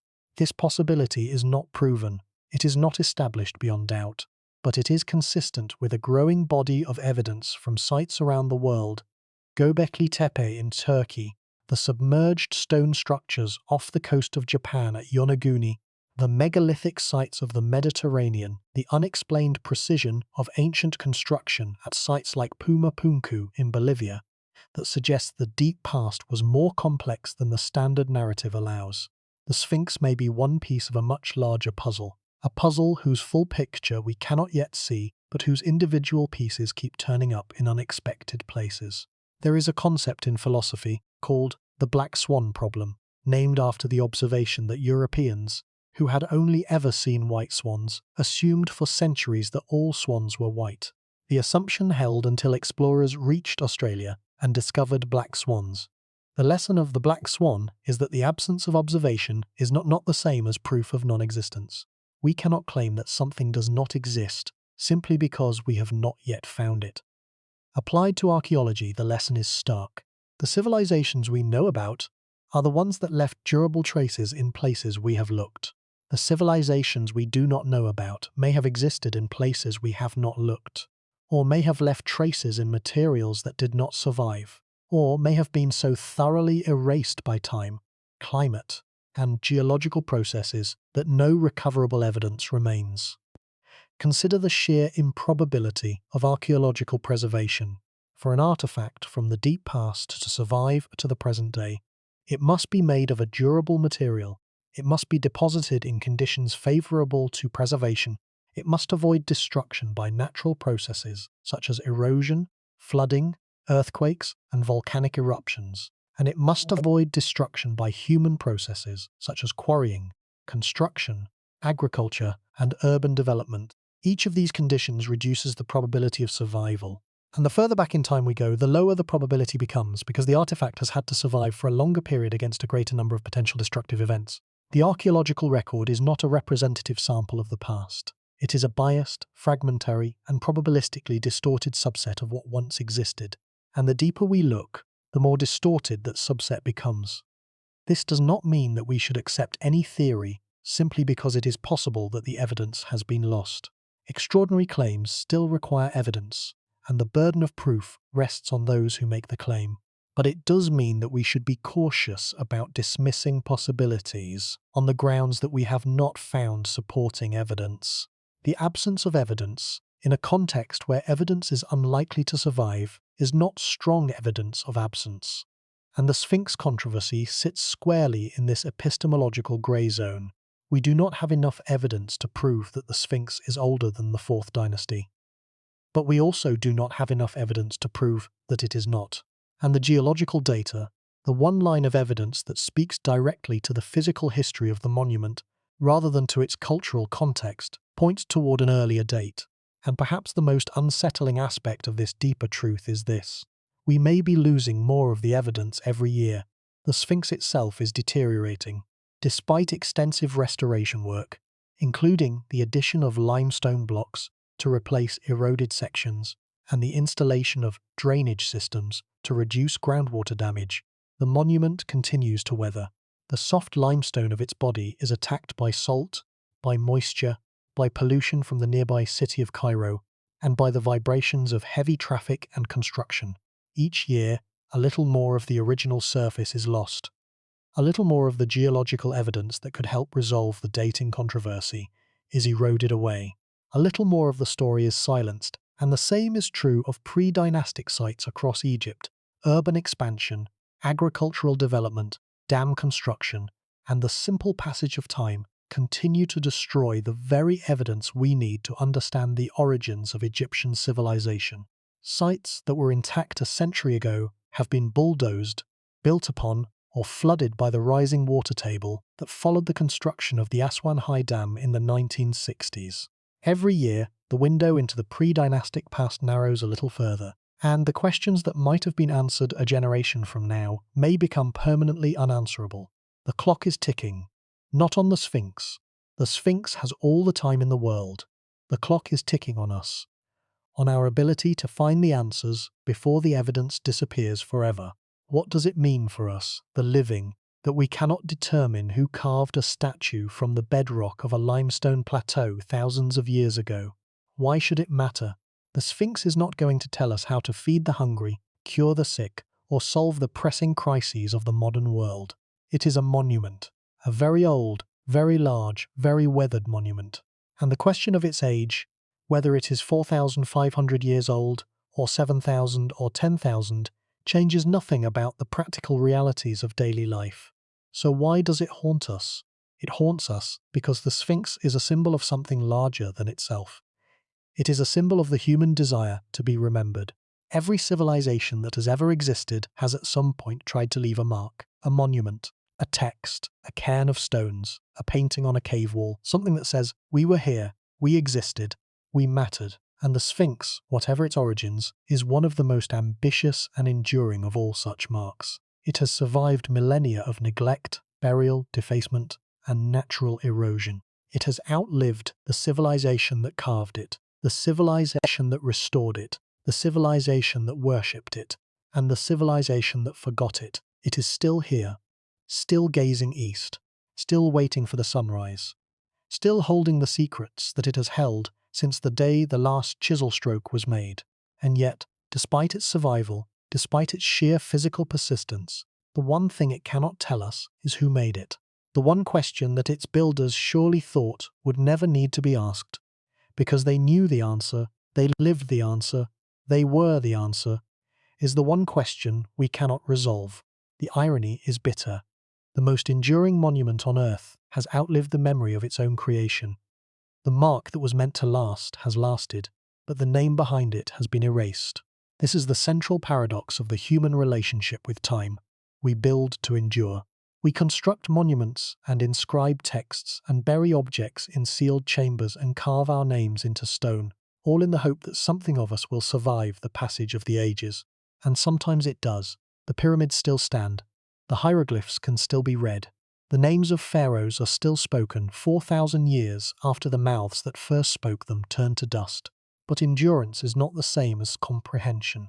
The fact that something survives does not mean it will be understood. The Great Pyramid survives, but we are still debating how it was built. The hieroglyphs survive, but they were unreadable for nearly 2,000 years, until Champollion cracked the code in 1822. And the Sphinx survives, but it tells us nothing. Its message, if it had one, is locked behind a wall of geological silence that no key has yet been found to open. There is a deeper implication here that extends beyond Egypt and beyond archaeology. It touches on the fundamental question of what we owe to the future. If the Sphinx teaches us anything, it teaches us that the survival of a monument does not guarantee the survival of its meaning. The physical object may endure, but the context that gives it significance, the language, the culture, the belief system, the social structure, the entire web of relationships and understandings that made it meaningful to its creators, all of that can be lost. And without that context, the object becomes an enigma, a question without an answer, a signpost pointing to a destination that no longer exists. We live in an age of unprecedented information production. Every day, the human species generates more data than all the scholars of ancient Egypt produced in centuries. We have libraries, databases, archives, servers, satellites, and backup systems designed to preserve our knowledge for posterity. We have digital copies of nearly every important text, image, and recording produced in the past century. We have the internet, a global network of interconnected information sources that, in theory, ensures that nothing is ever truly lost. We are, by any measure, the most thoroughly documented civilization in the history of the world. And yet, how much of this documentation will be readable in 1,000 years? How much of our digital infrastructure will survive the next century of climate change, political upheaval, resource depletion, and technological transformation? The digital media on which we store our most important records, hard drives, solid-state drives, magnetic tapes, optical discs, have lifespans measured in years or decades, not centuries or millennia. The file formats we use today will be obsolete within a generation. The software needed to read them will be superseded by newer versions that may not be backwards compatible. The hardware on which they run will be replaced by technologies that do not yet exist, and the energy required to maintain, cool, and power the servers that hold our digital civilization will continue to increase, even as the resources needed to produce that energy become scarcer and more contested. We have already experienced the beginnings of this problem. NASA discovered in the 1990s that critical data from the Viking Mars missions of the 1970s, stored on magnetic tapes, in formats that no existing hardware could read, was at risk of being lost. The data was eventually recovered, but only through heroic efforts by a small team of engineers who built custom hardware to read the obsolete tapes. If that data, barely 20 years old at the time, was already at risk, what hope do we have for data that is 100, 500, or 1,000 years old? The Sphinx does not care about file formats. It does not require electricity. It does not depend on software updates or server maintenance. It is made of stone, and stone endures. Not perfectly, not without damage, but far, far longer than any digital medium we have yet invented. The people who carved the Sphinx chose a medium of extraordinary durability, and their choice, whether it was conscious or simply a reflection of the materials available to them, has given us a monument that has outlasted virtually every other human artifact of comparable age. The written records from the 4th dynasty, the papyri, the wooden tablets, the ink inscriptions on pottery shards, most of these have perished. The stone endures. And the stone speaks, not in words, but in the language of its own transformation, the language of erosion, weathering, and geological change that geologists can read if they are willing to listen. There is a philosophical dimension to the Sphinx that transcends the specific question of its age. The Sphinx is a hybrid creature, part human, part animal. Its body is a lion, a symbol of raw physical power, of the wildness and danger of the natural world. Its face is human, a symbol of intelligence, consciousness, and the capacity for thought and reflection. The combination is suggestive. It says something about the relationship between humanity and nature, about the tension between our animal bodies and our conscious minds, about the way we are simultaneously part of the natural world and somehow separate from it, able to look at it, study it, and shape it in ways that no other creature can. The ancient Greeks, who encountered the Sphinx long after its original context had been forgotten, invented a myth to explain it. In their version, the Sphinx was a creature that sat outside the city of Thebes and posed a riddle to all who passed. What creature walks on 4 legs in the morning, 2 legs at noon, and 3 legs in the evening? The answer, of course, is a human being who crawls in infancy, walks upright in adulthood, and uses a cane in old age. Those who could not answer the riddle were devoured. Only Oedipus, the tragic king, answered correctly and defeated the Sphinx. The Greek myth is probably unrelated to the original Egyptian meaning of the Sphinx. The Egyptians called it Horamaket, Horus of the horizon, and later Horamaket Keprira Atum, identifying it with the sun in its various aspects. They saw it as a divine guardian, a protector of the royal necropolis, a manifestation of solar power at the boundary between the world of the living and the world of the dead. These are specifically Egyptian concepts, rooted in Egyptian theology and Egyptian cosmology, and they may or may not have any connection to the original intention of whoever first carved the monument. But the Greek myth captures something that resonates with the Sphinx controversy in a surprising way. The riddle of the Sphinx, in the Greek tradition, is about identity. What are we? What is this creature that changes form over the course of its life? And the answer is ourselves. We are the mystery. We are the creature that walks on different legs at different times. We are the ones who change, who transform, who pass through stages of existence that are so different from one another that they seem to belong to different beings entirely. And perhaps the real riddle of the Great Sphinx of Giza is not who carved it or when, but what it tells us about ourselves, about our drive to build, about our fear of being forgotten, about our desperate, beautiful, doomed attempt to leave something permanent in a world where nothing is permanent. The Sphinx was buried in sand for most of its history. It has been excavated and reburied and re-excavated multiple times over the past 3,000 years. Thutmose IV cleared it in the 14th century before the Common Era. It was buried again. Ramesses II may have cleared it again.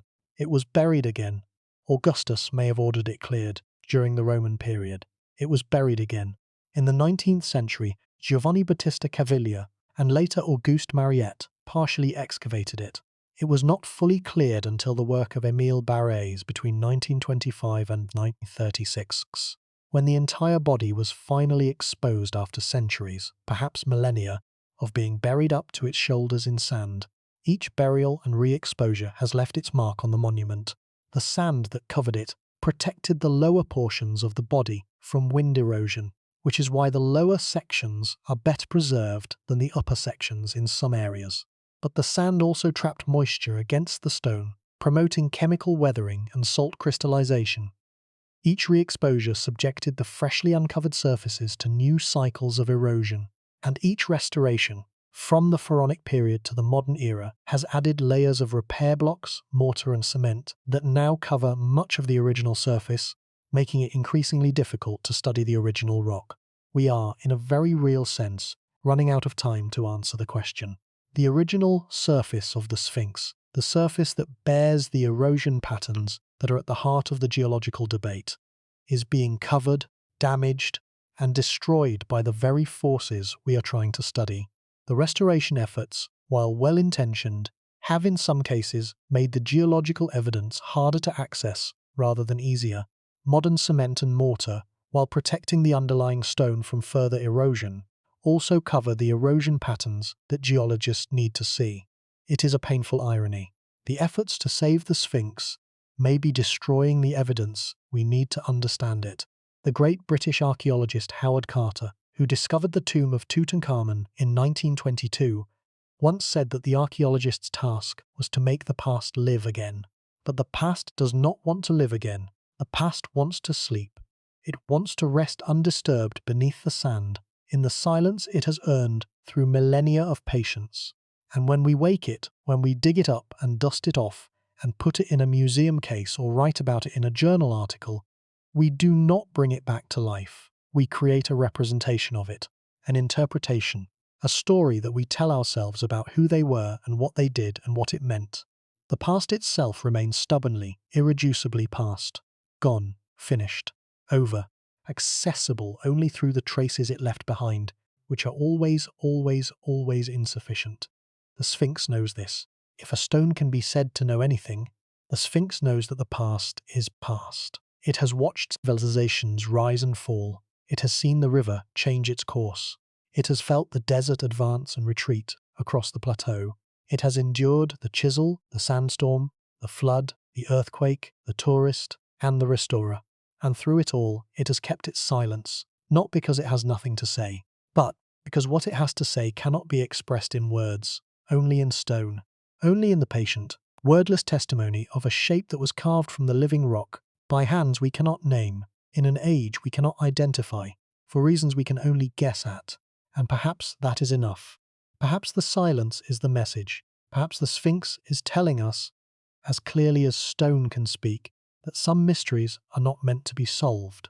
They are meant to be contemplated, lived with, carried, and passed on to the next generation who will carry them a little further, understand them a little differently, and add their own questions to the growing catalogue of things we do not know.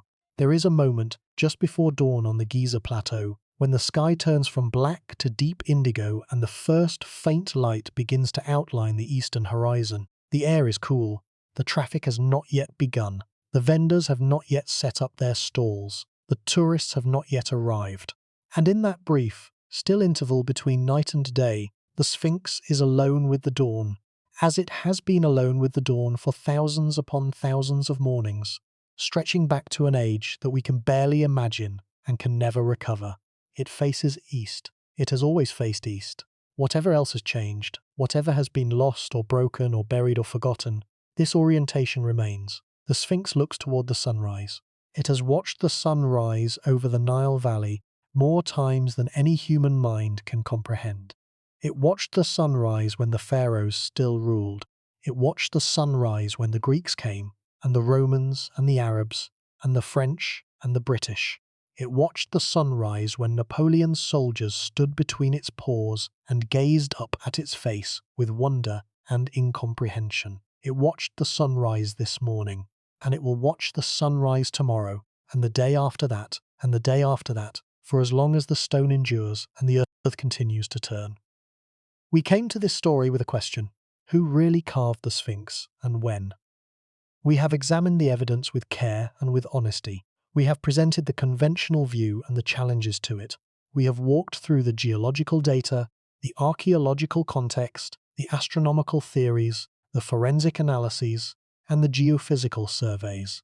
We have heard from geologists, Egyptologists, astronomers, engineers, and forensic artists. And we have arrived, not at an answer, but at a deeper appreciation of the question. The honest assessment is this. The conventional attribution to Khafre, while reasonable and supported by circumstantial evidence, is not proven. It is an inference, widely accepted but not established beyond doubt. The geological evidence suggesting an earlier date, while controversial and not universally accepted, has not been refuted. It has been challenged, criticized, and alternative explanations have been proposed, but no alternative explanation has been demonstrated with sufficient rigor to close the debate. The astronomical theories, while elegant, remain speculative. The forensic analysis, while professional, is not conclusive. And the geophysical data, while suggestive, has not been followed up with the excavation that would be needed to determine the nature of the subsurface anomalies.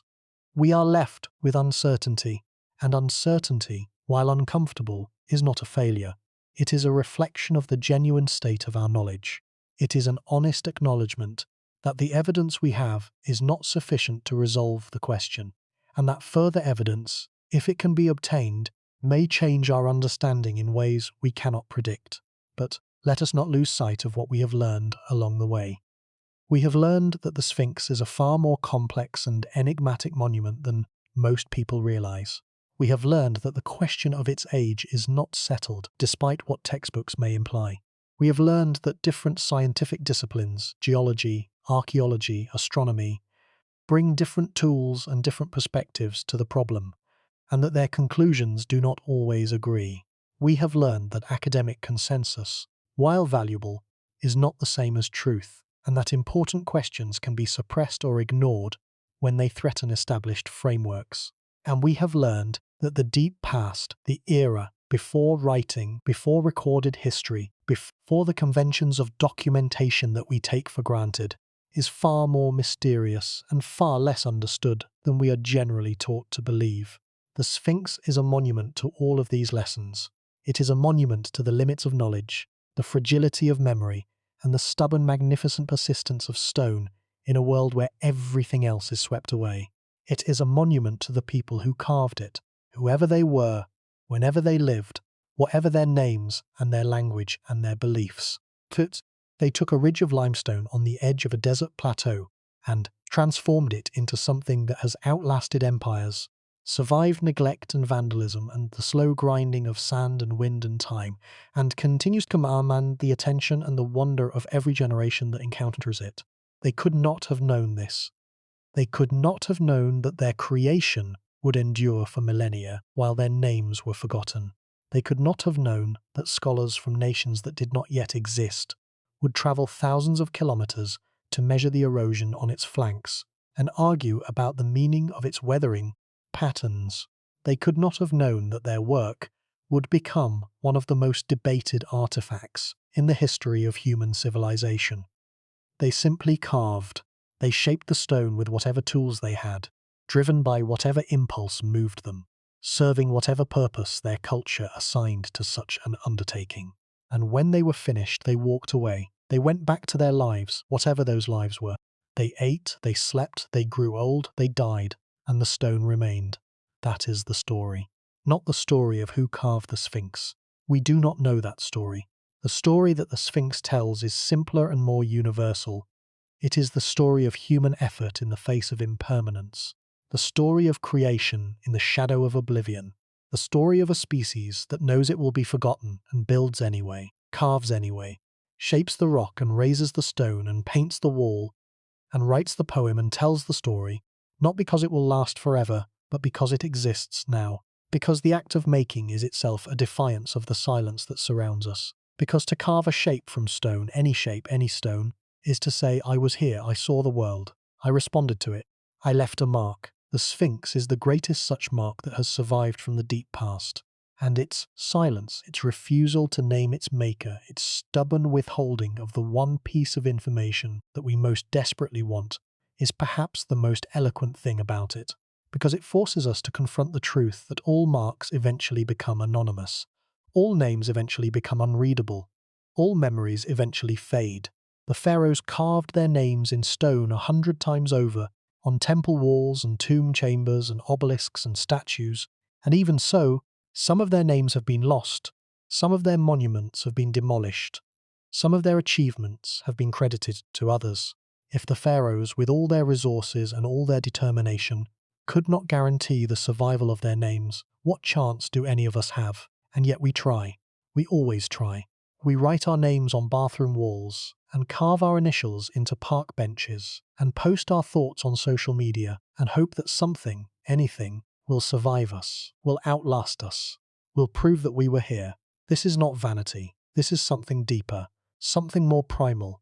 It is the human response to the knowledge of mortality, the knowledge that we will die, that everyone we love will die, that everything we build will eventually crumble, and that the only answer to this knowledge, the only response that preserves our dignity, is to build anyway, to carve anyway, to create and to hope that some future generation, standing among the ruins of our world as we stand among the ruins of theirs, will look at what we made and understand, even if they cannot read our names, that we were here, that we were human, that we tried.